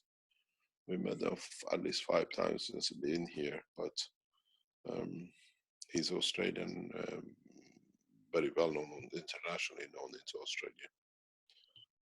So we got to see how that'll be one-off. But there's a lot of situations. But the basic is go to Sylvester and see if the people who applied, they want to spread it or they want to do it collectively, or as we said, people like you who know what to do it, get together as workers of the structure and start manufacturing with them.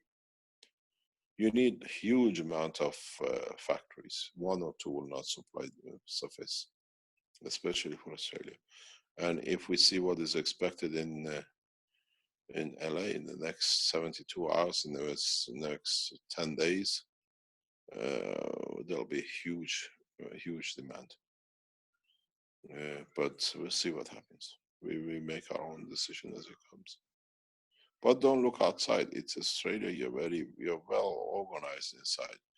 There are at least a couple of 100,000 supporters of Keshe Foundation in Australia. You're not the only ones.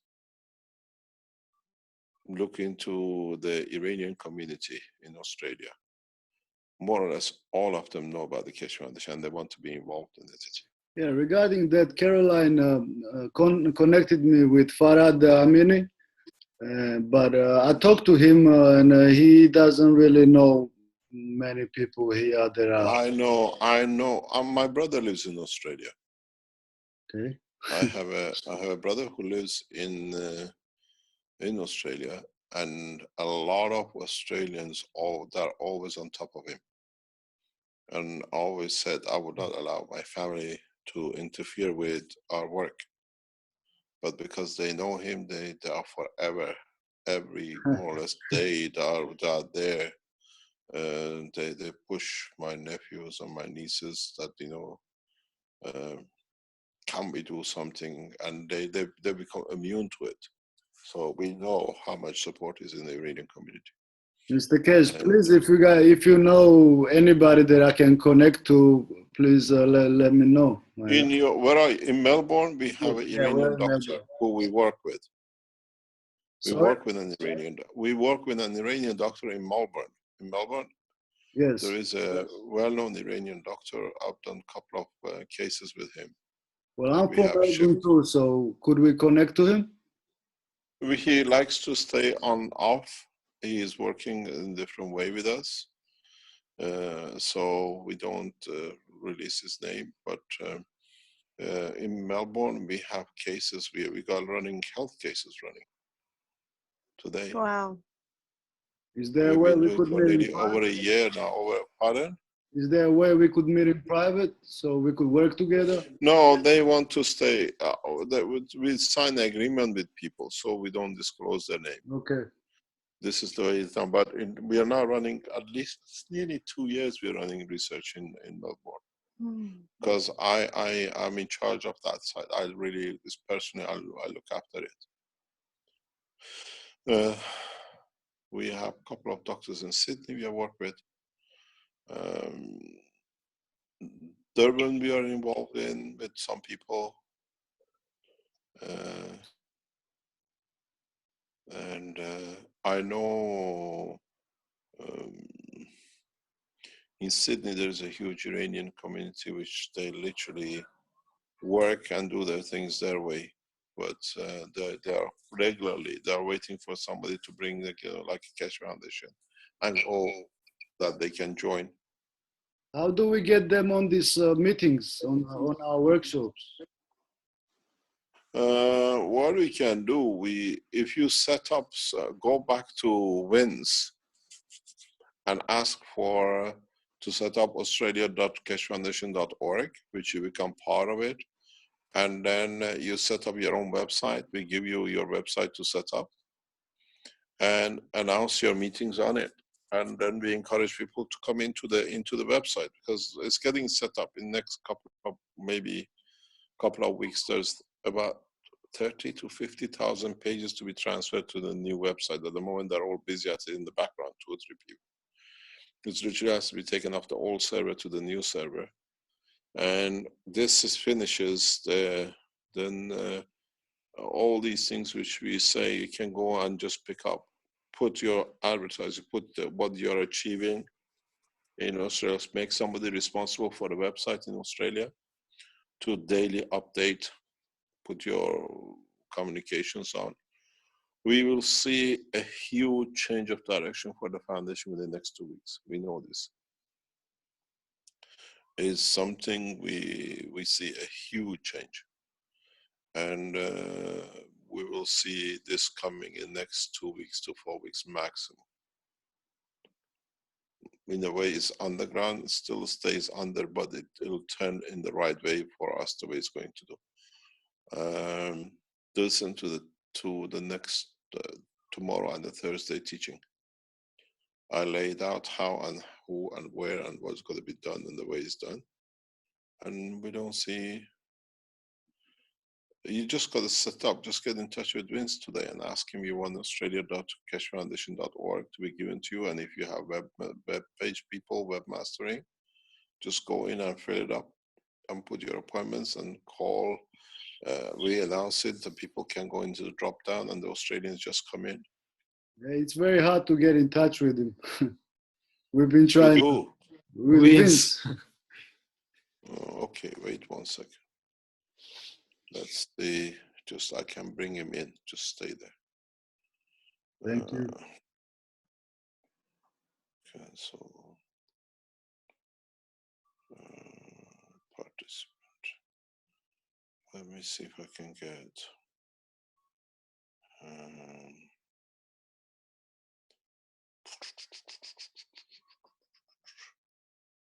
Wait, contact. Just wait.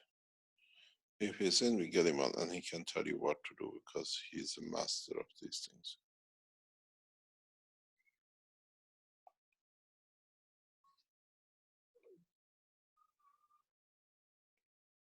If he's on, he should come in. He should join us.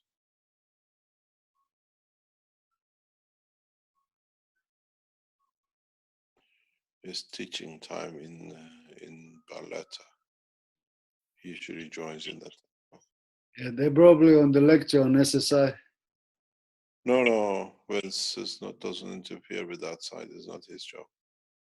But he usually, if he doesn't fall asleep, he should be part of it. Yeah, we got two students from here, Marco and me from SSI, 1 year. Congratulations. You should be in the classroom now. What are you doing after classroom? No, he's not there. Vince is not there. Remind me in the teaching tomorrow, we ask him, or send Vince a message to set up. Okay, let me do it, because if I go, I'll forget and then it's gone. I'll remind you tomorrow, Mr. Cash. Yeah, Vince has to set it up. Send a message to Vince to set up the Australian.cashfoundation.org, and then you have to speak to who's in charge of that site. Maybe Carlos is the one who can give you the access link to set up your page. It's all been templated. It's just got to fill in your things and your flag and the rest of it.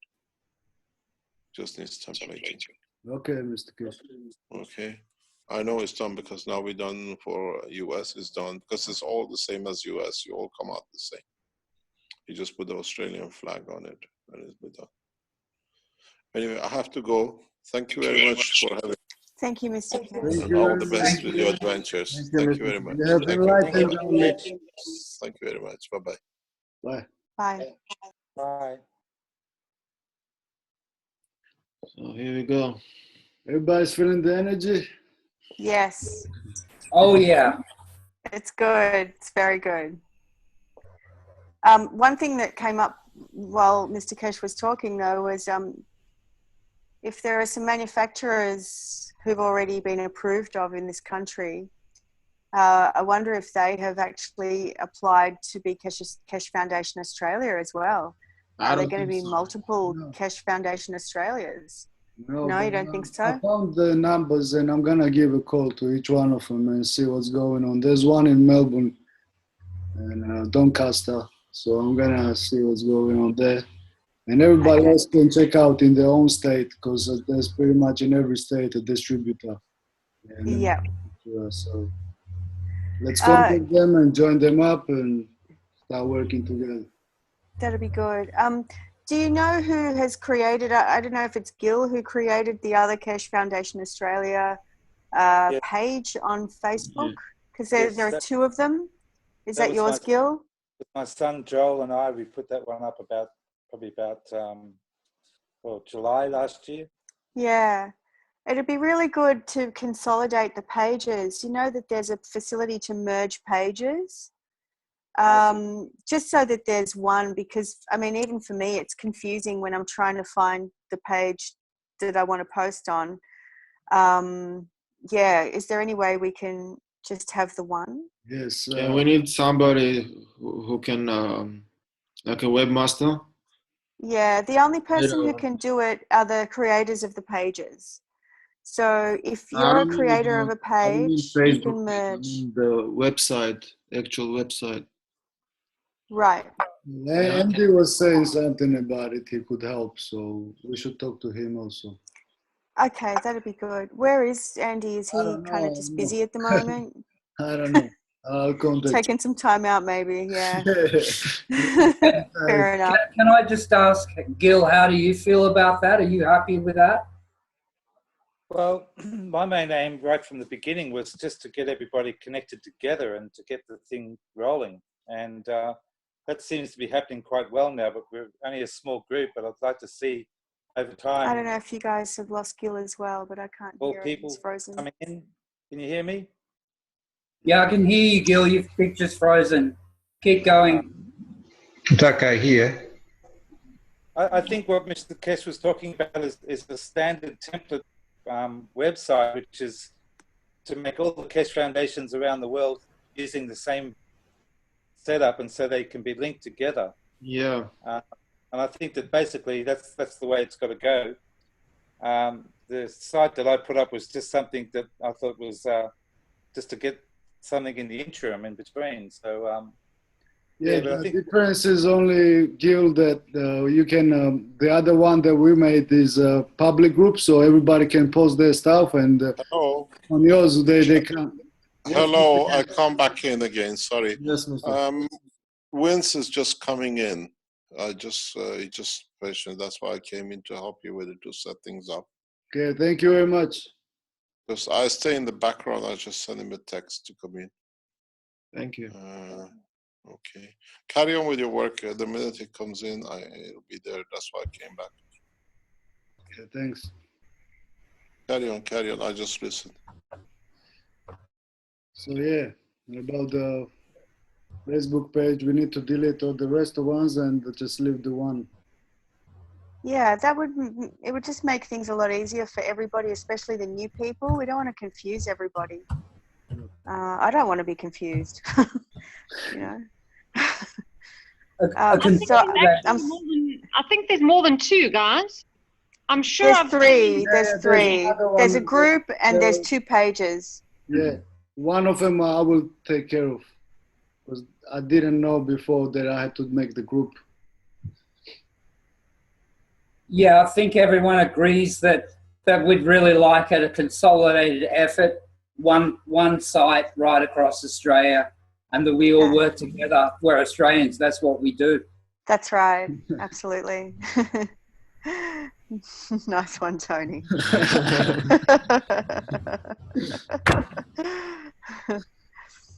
So has anyone else got anything else to share? Yeah, I'd like to ask a question, if I may. Yes, please. Go for it, Michael. Thank you. If Mr. Keshe is still on the line, I'd like to ask him a question. My home state of Tasmania in Australia is having a drought at the moment, and all of our power comes from hydroelectricity. The dams are down to about between 13 and 20% of capacity. The power in this situation usually comes from Victoria, but the undersea cable that connects us to Victoria and all their lovely brown coal generating plants is broken at the moment. So we can't get power from Victoria, and it looks like it's going to take a long time to fix it. So the government's, of course, going out there and buying hundreds of diesel generators to solve the problem. I've actually sent a message through the contact link on the Kesh Foundation. I haven't got anything back yet saying, could we have a unit, a power unit, to demonstrate to the powers that be here, a professional one. I've made a rock one. We have a production coming in mid-March because we are moving factory from one part of Italy to another, and this should be able to do. You can build it yourself very quickly, but let me see what we can do. If we have some.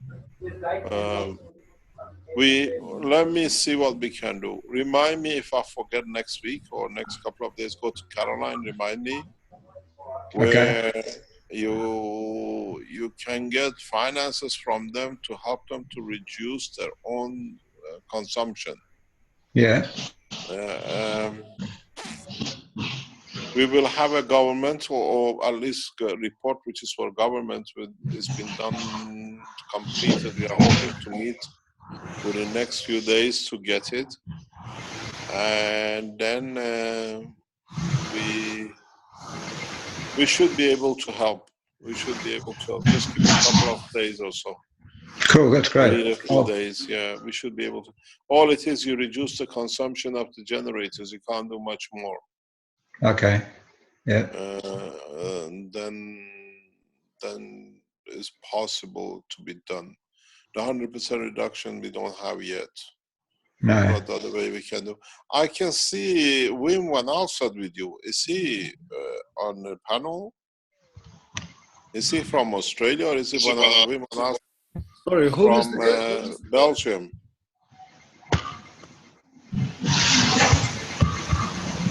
Hello. You have a participant called Wim Van Alstad in your team. Yeah, down the bottom of the list, yeah. Okay. Is this the Wim Van Alstad from Belgium? Or is He's it the new, we haven't seen him before, so Wim, would you like to come out and say something? Wim Van Alst.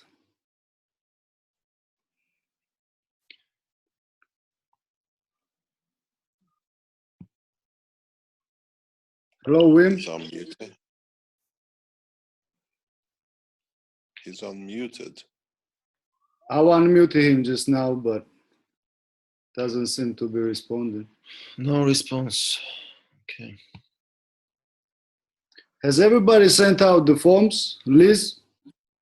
I'm so sorry, but I haven't done it yet. I was hoping to do it tonight after the call. I've really had not one spare moment. And what about I'm so sorry. How do people get access to this meeting? Where do you put it?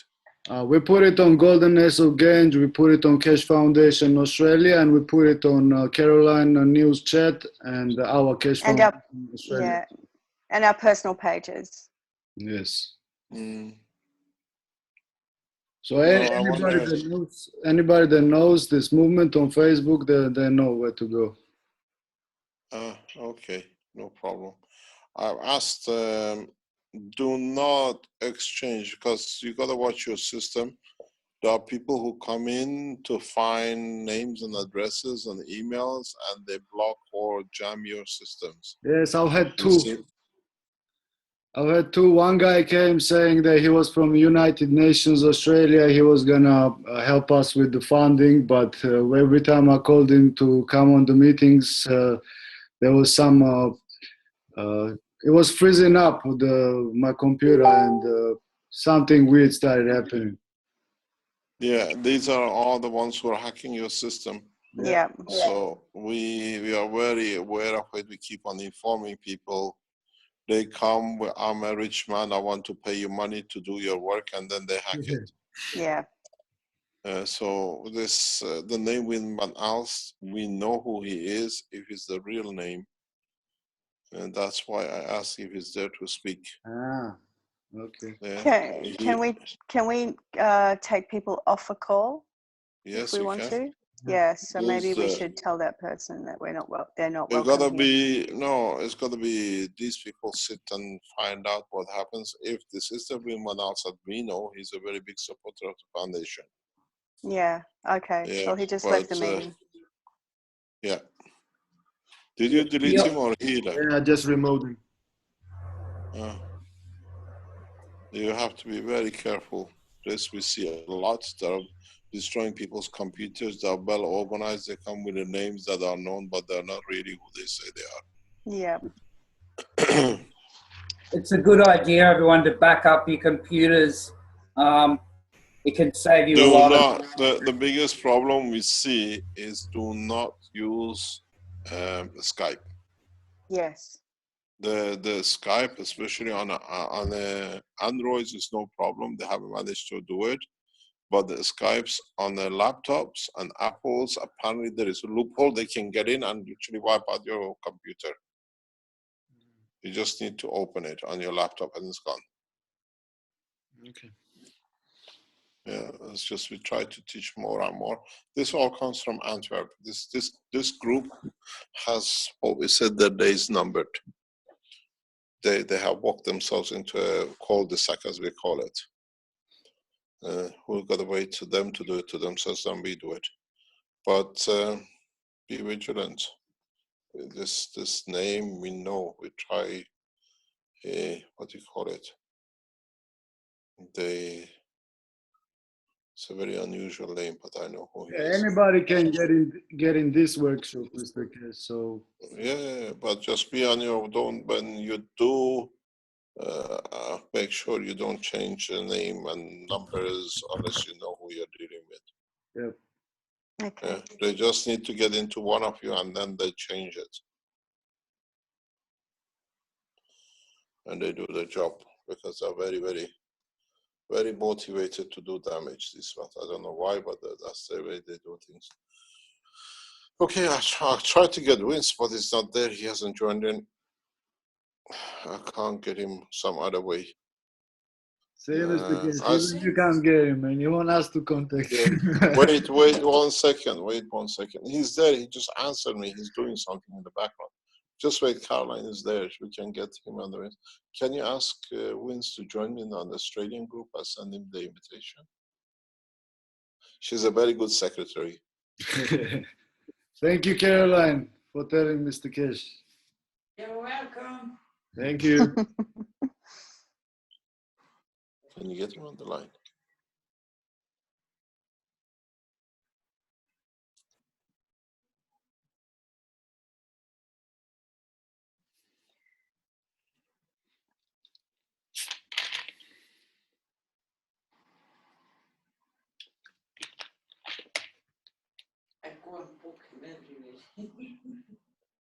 Yeah, he said he's doing something. He's in the house doing something.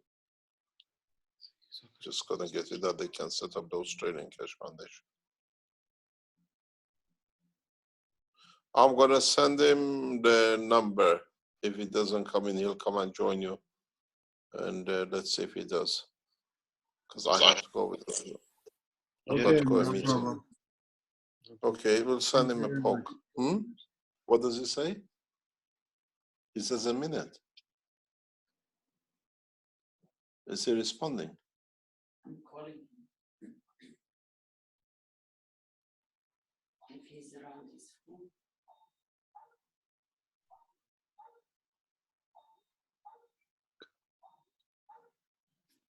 No, he's not there. Okay. Vince? Hello, Vince. Vince, can you join us on the... Hi, Vince. Can you join us on the Australian link I sent you? He didn't send me a link. I sent you an invitation on Zoom. Right, but it doesn't show a link. I'll send it to you, Vince. Okay, the number, I'll give you the number. Caroline will give you the number. I'll send it to you. Okay, thanks. Just send him the link. He says he doesn't show us. Send him the invitation.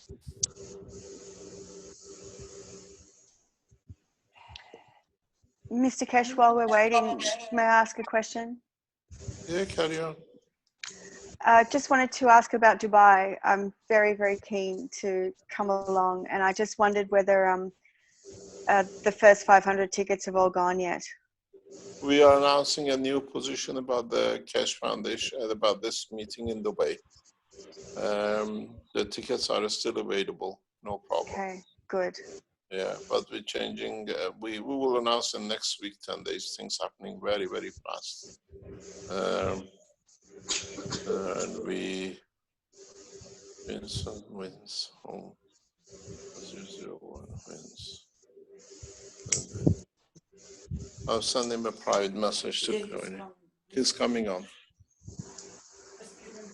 Mr. Kesh, I have a question. We'd just like to know, do you have a time frame in mind for setting up the official Cash Foundation Australia? You have to do it. We don't do it. Ask Brad. Brad knows if he's received the application form or a request. We have all sent already, Gil. I've spoken to Brett, and he's told me that there's been quite a few applications. Yes, Gil. For Cash Foundation Australia. We have already sent the forms as a Cash Foundation Australia. As me, Liz, Liz hasn't sent it yet, but we have already started. We have started the process already. So you just tell us, and we tell you. We have a lot of we had a lot of problem in the security check in the background. So now we're getting that sorted. We should be able to finish a lot of things. We had to secure a lot of things with our setup. Vince is with you. Hi, Vince. Have you arrived? Yeah, I'm here. Hi, Vince. Hi, Vince. Morning. They want to be able to do their website as australia.cashfoundation.org. How do they go about it? What should they do?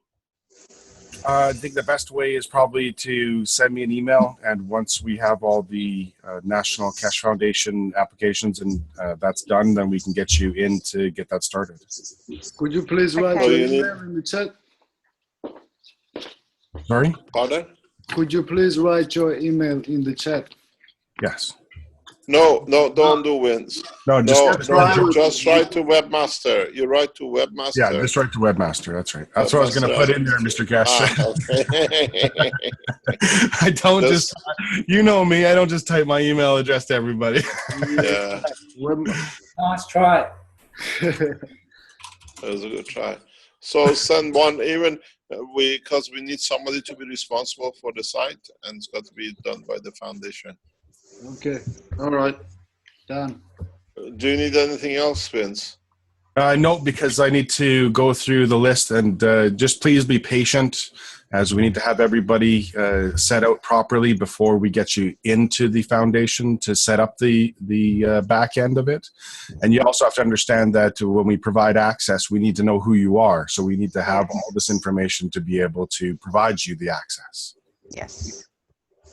Okay. Do you have somebody who is computer-wise who can do these things? They don't need too much experience. We can teach you how to use the content management system.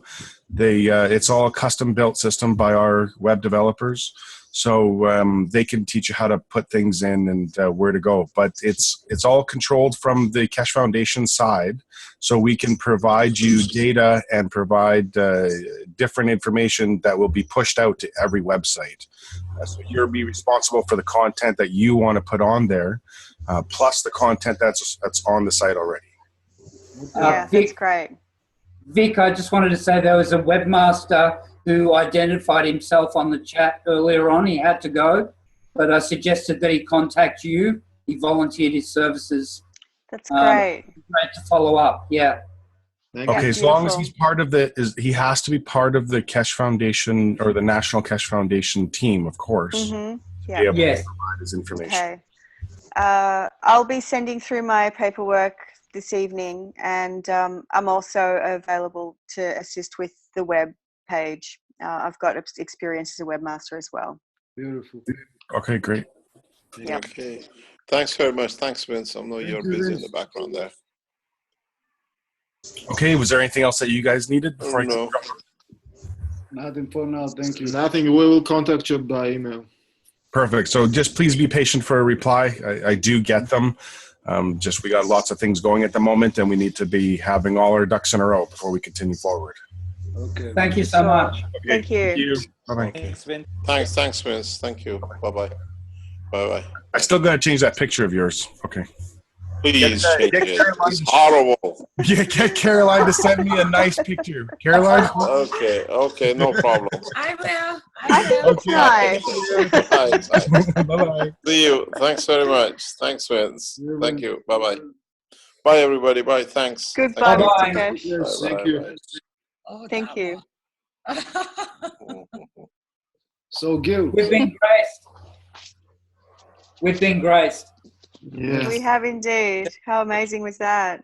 Gil, I want to talk to you after later on, and I'll tell you where to go to get to fill up the form, and where to write what, because we have already started. So don't start at something new, because we have already sent out the applications. So let's just have the same information. I've already put in an application some time ago, and so has a lot of other people. There's quite a few people that have applied for Keshe Foundation Australia. And who are these? There's a fellow who's currently in America. His name is Richard Pacer. There's several others that what it's been explained to me is that Keshe Foundation is going to be formed as a group of people. Yes. Yes. That's how we are doing. We don't have one leader, we have a council. Which is what I've always seen. It is a group. It's not just one or just two or three that's people. right. It's going to be a group of people. But this group needs to be a group, and not somebody in America. They need to come in on the fellow that's in America is coming back to Australia to live. No, it doesn't matter. I'm saying they need to come in on the workshop and show their faces, say who they are, so we can all decide together as group, as you just. I think in time this will happen, but it's not really in our hands. It's in the Keshe Foundation's hands. No, it is in our hands. We need to organize ourselves. So what they decide in the end, because of the large volume of applications, I think the Keshe Foundation will have the final say as to who actually becomes. They can't though, Gil, because sorry. Hello, Yeah, good night, good afternoon. Sorry, this is Sylvester Belso from Keshe Foundation Hello, Manufacturing. Sylvester. Hello, Sylvester. Hello, Sylvester. How are you? Hello. I just see the little link on the chat on Facebook, so I decided to join this meeting. Caroline just recently said that he's going to be there, or he's trying to organize, and Mr. Keshe going to be there. So as I understand, this is a meeting for the 6th time for Australian Keshe Foundation followers, right? Yes, that's correct. Okay, I'm very proud and happy for you guys, all of you. And first of all, it was a very nice announcement when I can just only read the names which titled here next to the faces. But George and Nino, and I don't know, I see two gentlemen under George and Nino. Yeah, we're brothers. This is George and Mustang, or you can call me V. Great. I see you and also Liz Millar was there on the video. Yes, hi there. Yes, hi. I was very happy to see these announcements now. However, Armin and I, we are responsible for setting up the manufacturings, but we don't had the chance to meet with you guys yet. But we're really looking forward to meet with you and meet with all of you. Also, we have Brett, who is organizing the foundation setup. I don't know who is the one who is actually talked or had a meeting with Brett about setting the foundations up in Australia.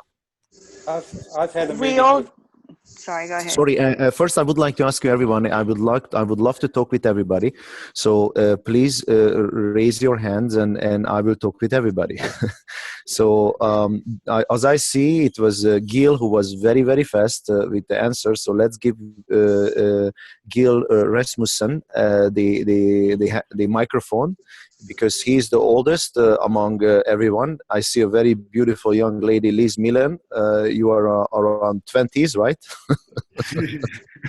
And I also see very, very young gentlemen in George and his brother. So let's talk with Gil first. So please, Gil, tell me what you wanted to say. Hello, Sylvester here. I've put in an application for Keshe Foundation Australia, and I've had some correspondence with Brett in regards to, he was saying to me that there's been quite a lot of people apply for the Keshe Foundation Australia, and he's been contacting ones that he's asked for these ones that he's contacted to get in touch with each other, and that when the signing for the Keshe Foundation happens, it'll be a group of people. So it's true. That's about as far as the information I've received. And he said to wait for the meeting that will be scheduled to happen with Mr. Keshe to finalize the last part of the actual setup. So yes, thank you, Gil. What is important? I would like to ask everyone to close the camera if we're not showing anything, because that can speed up the communication line. I'm in Venice right now, and it makes a little bit difficult to have a good speed. And really appreciate everyone. As I understand, always the process is coming on the way that we're requesting everyone to file the applications through the website, and on the website we will getting these informations, and then we all contacting the groups.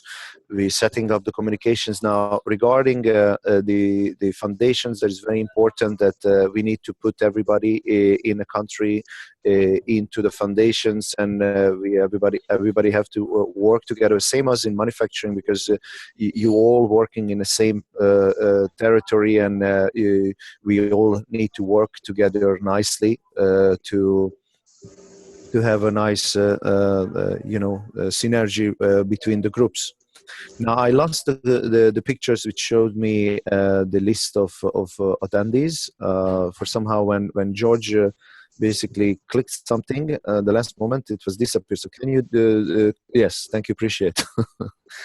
Okay, thank you so much. So this is what I wanted to say, and about again manufacturing applications. I see George and Liz presented a very beautiful facility, and the team. I would love to see everyone from Australia showing their potentials, and then we have to have discussions, because there are so many platforms, directions manufacturing can take.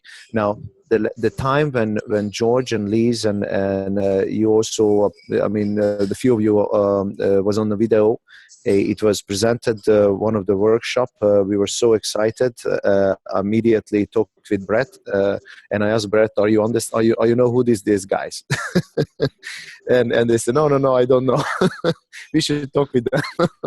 So it was so great. But I was happy that Mr. Keshe asked me, and these guys over there, what they are doing, because you all said, "Oh, we have a manufacturing already, and we have a foundation and everything." But it's great. It's great that these energies are beautiful.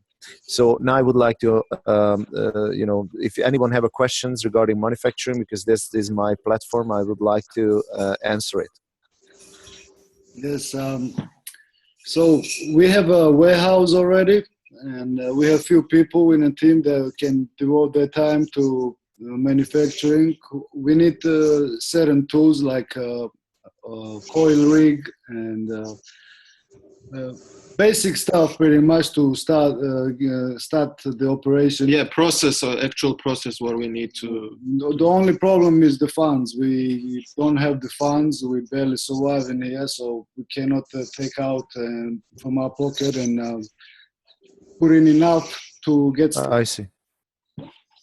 I see. Now, this is why it would be very important to network. You know, meetings like this should be functional in a way that, like in a Swiss clock, you know, someone is very strong and very good to holding the watch on the wrist. Then another person would be great to protect everything inside. That could be a house for the watch. Then another person say, you look, I'm very clear, but in the meantime, I'm very strong, like a sapphire. So, okay, why don't you become a glass? Then another person, so you know, this team have to work as a big team together and you know, see how you can start. And you guys, the one who breaking the ice in a country right now with this technology. So everyone should work as a synergy. Someone would like to say something, please. Yes, Sylvester, I'm very much interested in the manufacturing side as well. Excellent. Putting in the Sorry, Gil, someone talked in the background. Okay, please continue. Yeah, I'm in the process of putting in the application form for it. How far you are, Gil, from George Minow and his brother? About 18 hours drive by car. 18 hours drive. 18. Okay, look, still because we have this internet, this is a beautiful technology, and also things like assembling, you know, you know. Just dropped out there. Unit Sorry. or things like that. This can be break it in small parts, and you know, some parts of the job can be in one location, another job in another location. You know, somehow you all have to find a way how to work together. But whoever ready to do the application, I mean to manufacturing, please go and fill up the application form for become a manufacturing. We will go over on those applications. We will verify all those leads and find out, you know, who is luck on something, or who is strong in something, or who is the most potent to start. We have beautiful machineries actually ready to ship from Canada.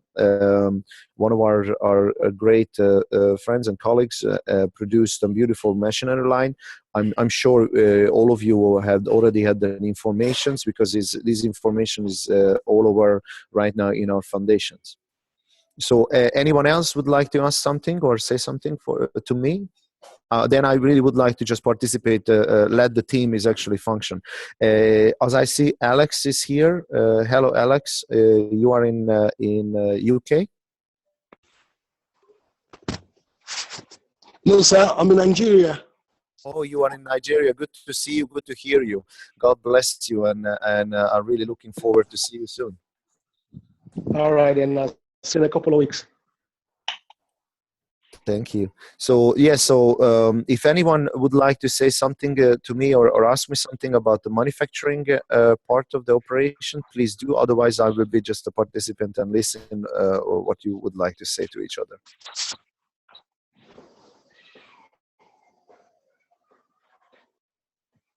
Okay, so this is what I'm thinking. If anybody has a different point of view, then say it out.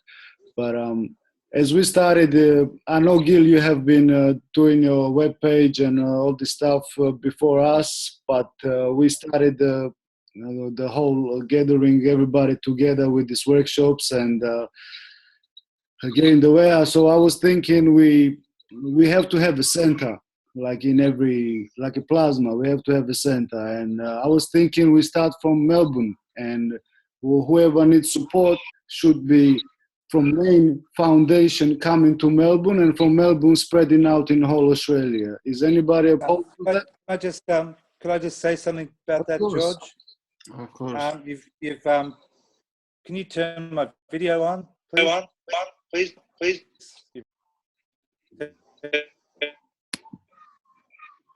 Video. Stop video. Turn it on yourself. Yeah, you can. That's it. Okay. I tried, but it wouldn't let me. Okay, now it's on. Sorry, Gil, for some reason, the volume is actually coming back and forth like I'm repeating myself right now. Maybe some of you have a mobile phone also turned on and a computer also running. That can be echoing the communication. Please continue. That's better. Like I was trying to say, that the Keshe Foundation is who actually becomes the Keshe Foundation at the end of the day. To Keshe, his decision. It's not really their application, but at the end of it, it's what he just. So I think where it's going to be situated and where it's going to be based will determine. That can't really be. Definitely, Gil, and that's not what I'm saying. I'm saying, are you opposed? Until the forms are signed. Gil, I understand what you're saying, but as I said, of course they're gonna decide themselves, but we have to get organized here first, so they don't have to waste time organizing us. This is why I said, are you opposed of what I said? If you're not opposed, let's keep it that way then. I just think it's not really up to you or up to me.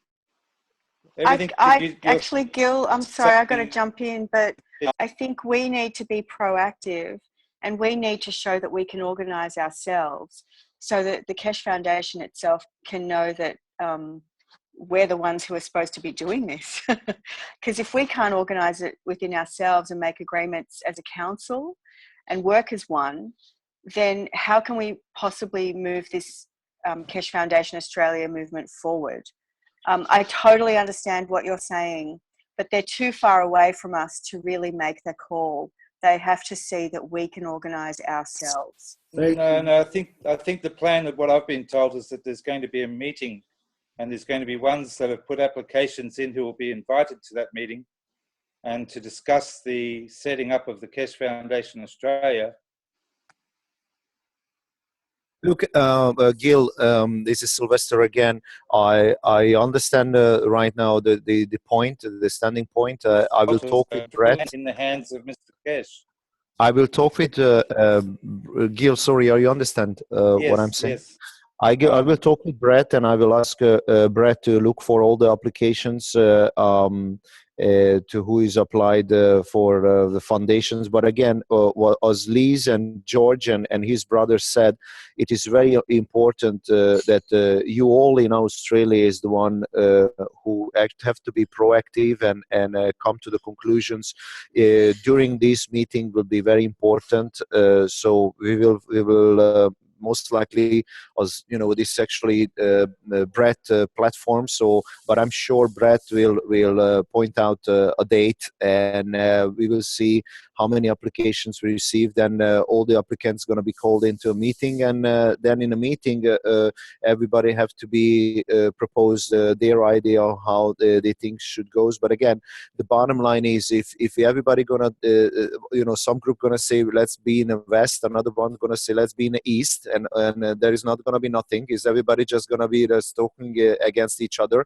The bottom line is we're not going to have nothing. But what's the problem is, the big problems actually happening around the world will happen very soon, and we need these type of locations which can save the humanity with this technology. So what is very important, if we have locations which already function, already working, that can be a heartbeat of the country.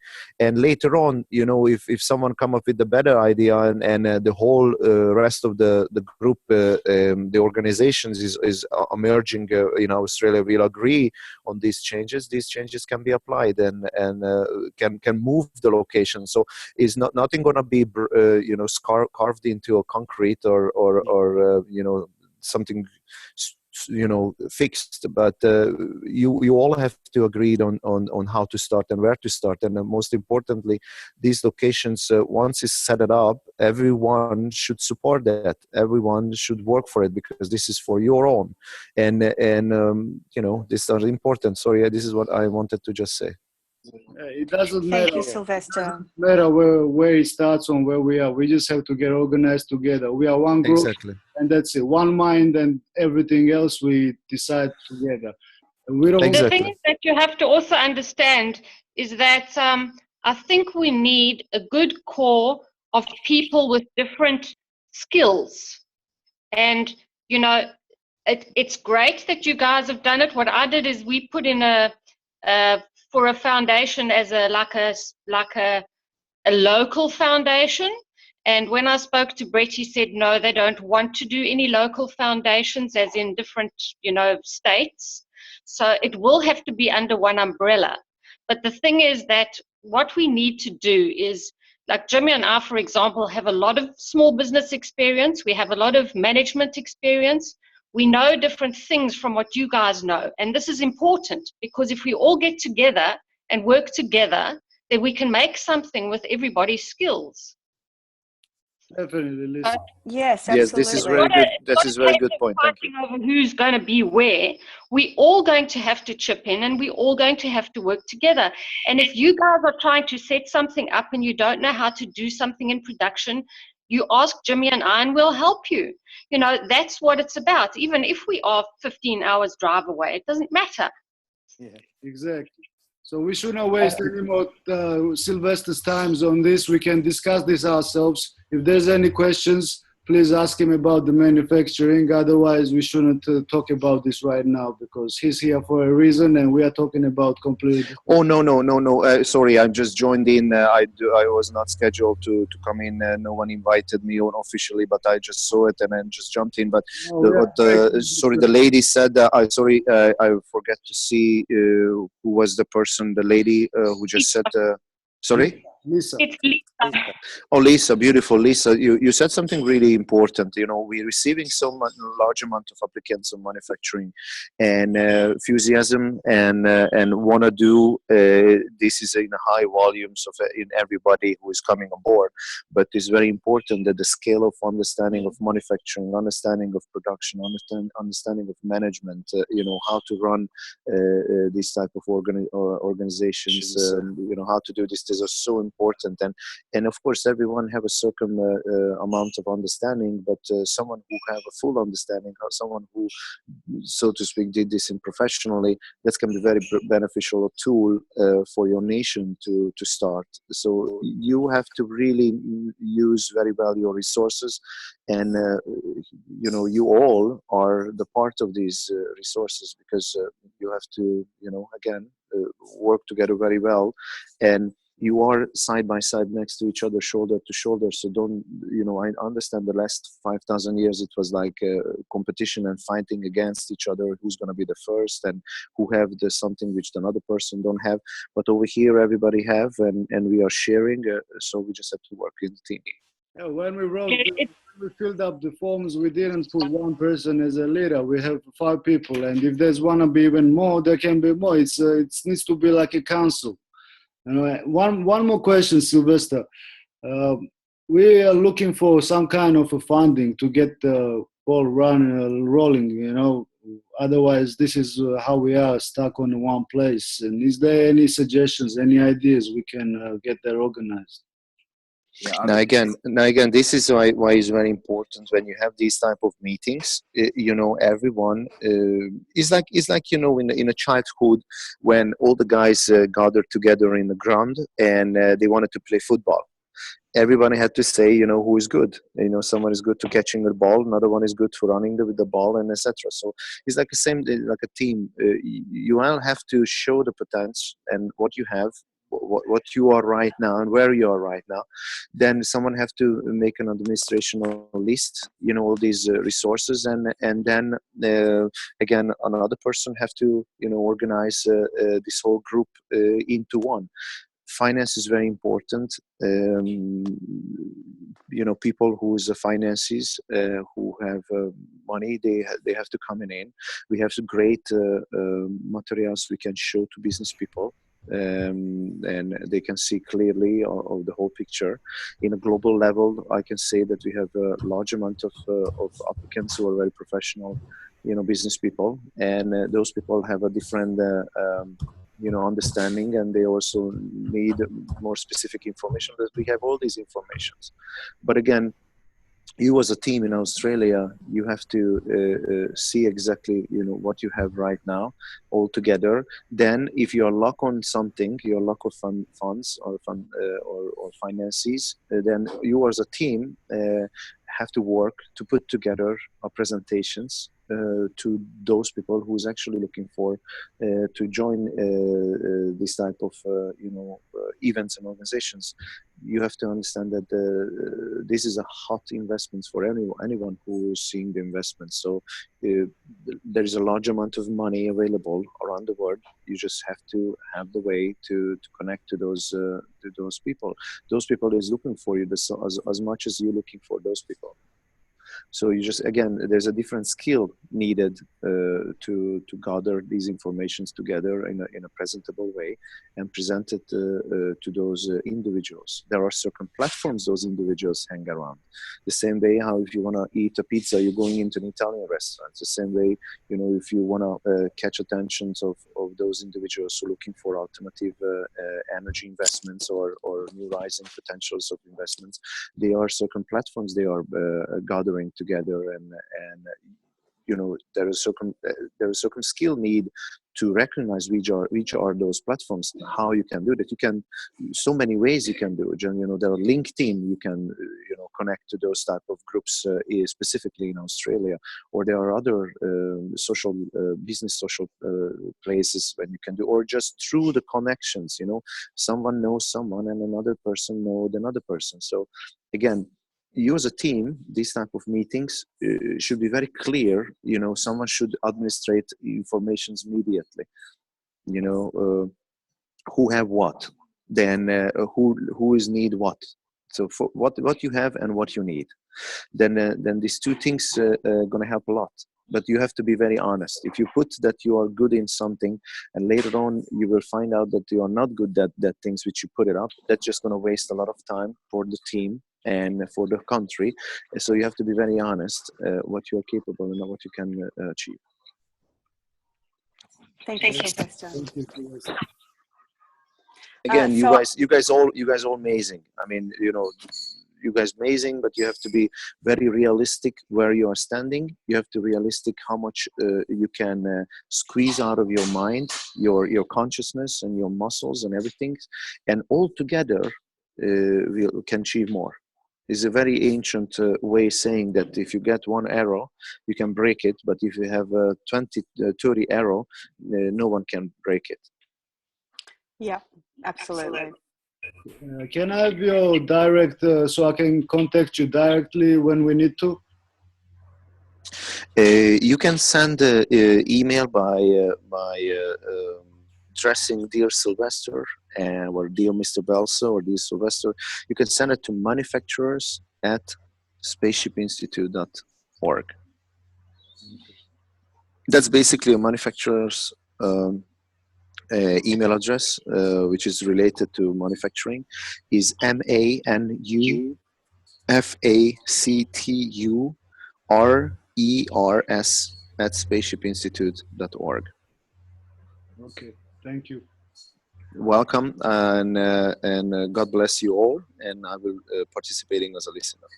Okay, beautiful. Thank you, Sylvester. Thank you very much. George, you there? Yes, I'm here. Yeah, look, I had my hand up for a while there. I mentioned that a week or so in the last couple of meetings, I've got a coil winding machine that I said I could send down to you guys. I don't know if you want to, you're going to start setting up stuff there and start making stuff. You know, you've probably seen all my stuff I've been making on Facebook, all the bits and pieces. So there's 2 coil winding machines that I've got there. I put together one in about 4 hours from scratch, so I can build you guys one. Yeah, that would be fantastic. And it's not much slower than the $17,000 version they've got. So, you know, you've got to cut them. I mean, they're all set to the right length, all that sort of stuff. Thank you very much. Get you started, but that's what I was trying to mention before. Where are we at with assembling? You know, where are people at? What are they doing? You know, you've only just started at the factory there, so everybody's doing a little bit at home in their own place. There's nothing happening in the warehouse yet. Yeah, so I was thinking if you can get something if you're going to get things happening at the warehouse, we can send stuff to the warehouse. If there's a group of people there that can assemble, you know. Yeah, we'll be having a weekly meeting, minimum once a week on a Wednesday at the warehouse, and the plan is at this stage to begin manufacturing as of this Wednesday, and just getting some ganses made, getting some coils made, getting some pain patches and pain pads done, whatever Who's else we can do. Of what? Who's actually making stuff there, like physically hands-on down in Melbourne? There'll be So Marco will be there, and I will be there, and Paris will be there, and hopefully George will be there, and Vaktang. And what stars need to do, really, if I think about it, is if you're going to have to look for people to put money in, you have to set yourself up and show them that you know what you're doing. That's to right. be able to ask them for money. Yeah, we need to basically work it out so it's a showcase and we can invite people there and show them what we've actually got. I've also been speaking to a couple of different people. After our conversation with Michael last week about Tasmania, I did follow up with the Mona Gallery, and there is interest from the owner, and we just need to start making some things now and bring these to him, and the money will be there. So there's some good news there with money, and it is up to us to crowdfund as much as possible. As you know, what I've done with the pens that I got from Renan in the Philippines is raise funds from the sale of those pens in the crowdfunding model. So people will donate a certain amount of money, and they've all been promised a certain number of pain pens in exchange for that initial donation once we're up and running. Can I just ask a question there before we keep going? Yes. What are we going to, so what do you want the money for? What do you want to make? Because there might be stuff I can give you. I often do stuff without the money. So what do you need? We've got some wire. Yeah, And coil. we really need to get the pain pens and the pain pads done as quickly as possible, because So you there's need something. wire, plastic Yeah, bag, yeah. material. Okay, Yeah, so that's what I'm we've talking got about. plenty of plastic bags. We've got plenty of plastic containers for making the ganses, and we You need can some. talk. We've got some Talk not zinc. money, but stuff. Yeah, you can Yeah, we're talk talking about resources. We need some coil. We need some copper. We need some more copper. copper wire. Okay, the Yes. guy that I sort of put everyone onto in Australia is Badger Wire. He'll start doing his wholesale prices on the Great. 40mm gauge wire after we start doing 10 kilo lots. He Great. gets $19 a kilo or something. So that's sort of set there. We've got a constant supplier. Yeah, fantastic. Just jump in and say I've got a fair bit of copper wire with me, so I'll bring the roll, which has got about 10 kilos of the 14 gauge wire, which I got from Badger Wire.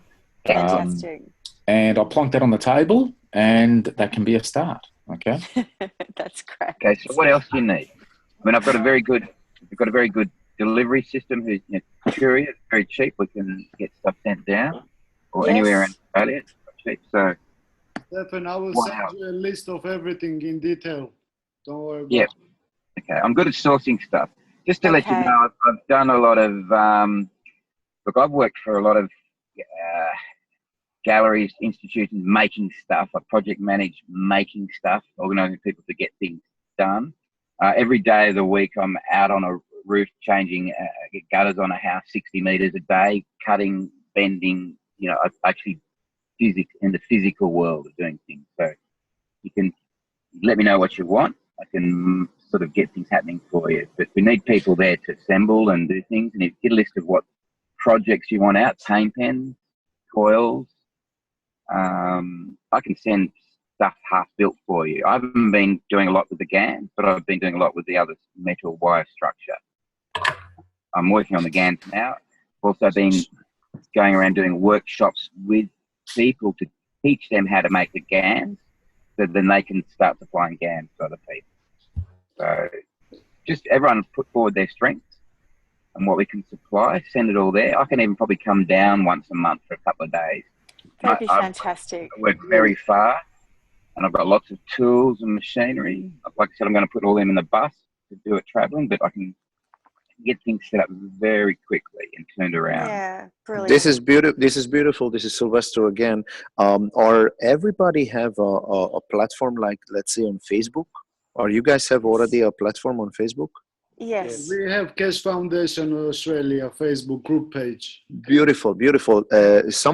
Somehow in Facebook or maybe a Google, I'm not sure Google, but some other platform, you should have a centralized database when you can maybe collect informations about the individuals, you know, like a little background information, who knows what, because the gentleman who just talked recently looks like he have a lot of expertise. So these expertise, you know, your first important, assets. So you have to really know, you know, who's in the team, what people know, and what type of expertise they have, etc. Then, or you know, just see everything in one platform. Then you really can move faster, because just by listening the last few minutes. We have those meetings every week here, so we pretty much have a good idea who's doing what. Lisa's excellent. doing a lot of things too, and Gil has been doing a lot of things. And excellent. Thank you so much. Thank you. I will close my mouth. Every day. Thank you. And we always talk on the chat every day, so we're in a contact. Yeah, I would also like for anyone who's inclined to actually speak one-on-one with one another during the week, so that we can get to know each other better that way as well. The group calls are fantastic, but personal calls or personal chats or email between each other is going to help us all get to know each other better. Yes. And I think that if we can encourage, you know, just reaching out to one person in our team a week to get to know them, just for a 10-minute phone call even, or a Zoom call like this, would really be fantastic. I think it'll move things forward a lot and build trust between our group members. You gotta meet physically too all the time. You know, that's me. Yeah. Yeah, it's a great idea, guys. Consolidation is everything. You know, it is. Keep in mind that, you know, we have the bigger picture. We have a purpose here, you know, and we work together. And there are so many skills in this group, people that we can bring in.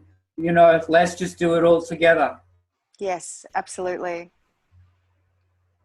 Tony always got a point. Yeah, we have an opportunity as a group to work together as one, and not sort of repeat any mistakes from any other timelines, if you all know what I'm saying, and move upwards on that spiral of evolution that we're all here to do. So let's let the attachments that we might have, those ego attachments to anything that doesn't serve the one, let us let those things go. And let's really focus on the common goal that we're all here to do. We've all incarnated at this time to be alive at the ages that we are, so that we can all be productive and work as a team. So let's just focus on that and just think of the bigger picture. And I really do think if we can create some platform where we can put a little bio up about ourselves, so that every person who comes into the team can just access that instantly and review who they're working with, that will be helpful. I don't really feel aligned with Google at all. So if anyone else has any suggestions as to where we could do that, I'm open ears.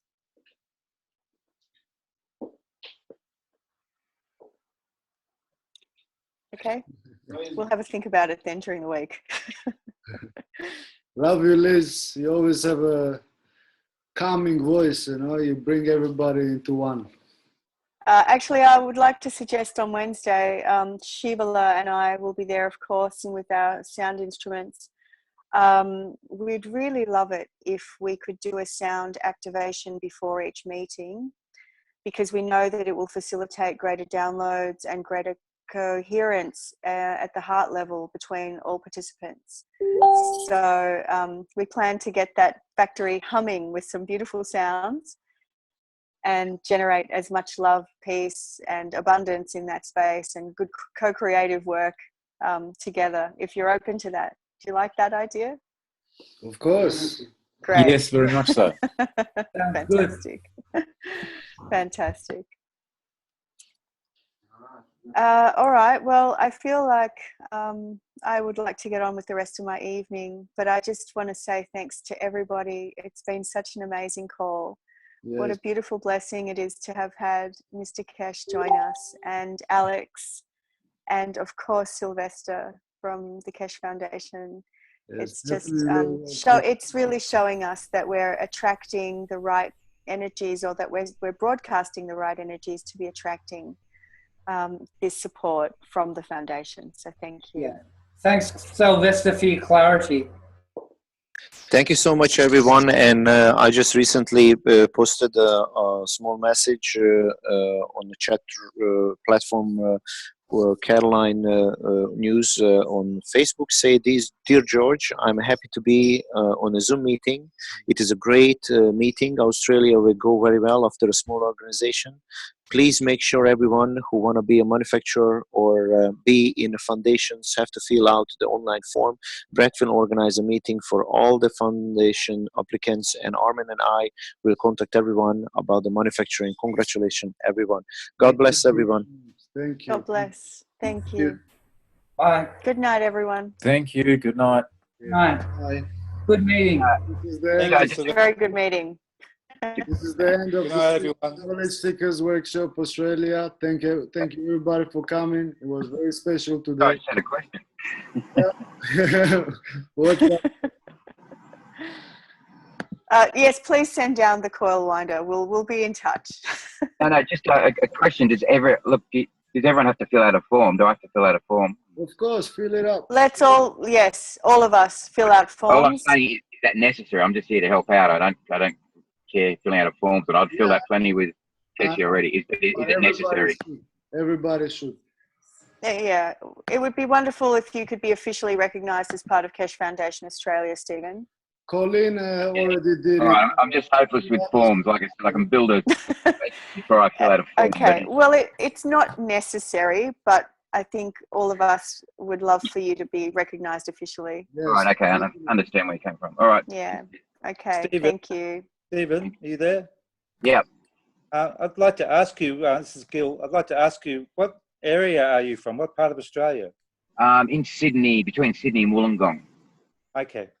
Yeah, just trying to get an idea of the location of people so that, you know.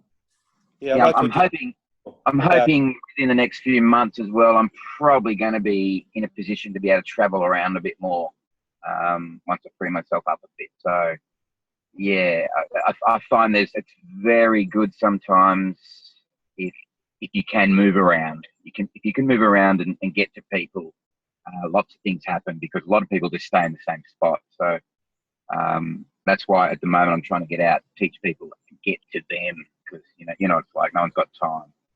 So I'd like to eventually come down and meet you guys in Melbourne and wherever you are, we'll see what happens there. Okay, we'd love to meet you. Yeah, cool. Okay, Thanks. everybody. See you next Okay, week. good night. Love Good night, Bhaktang. Good night, Shota. Have a great night. Bye. Adios. Bye. Bye. Night.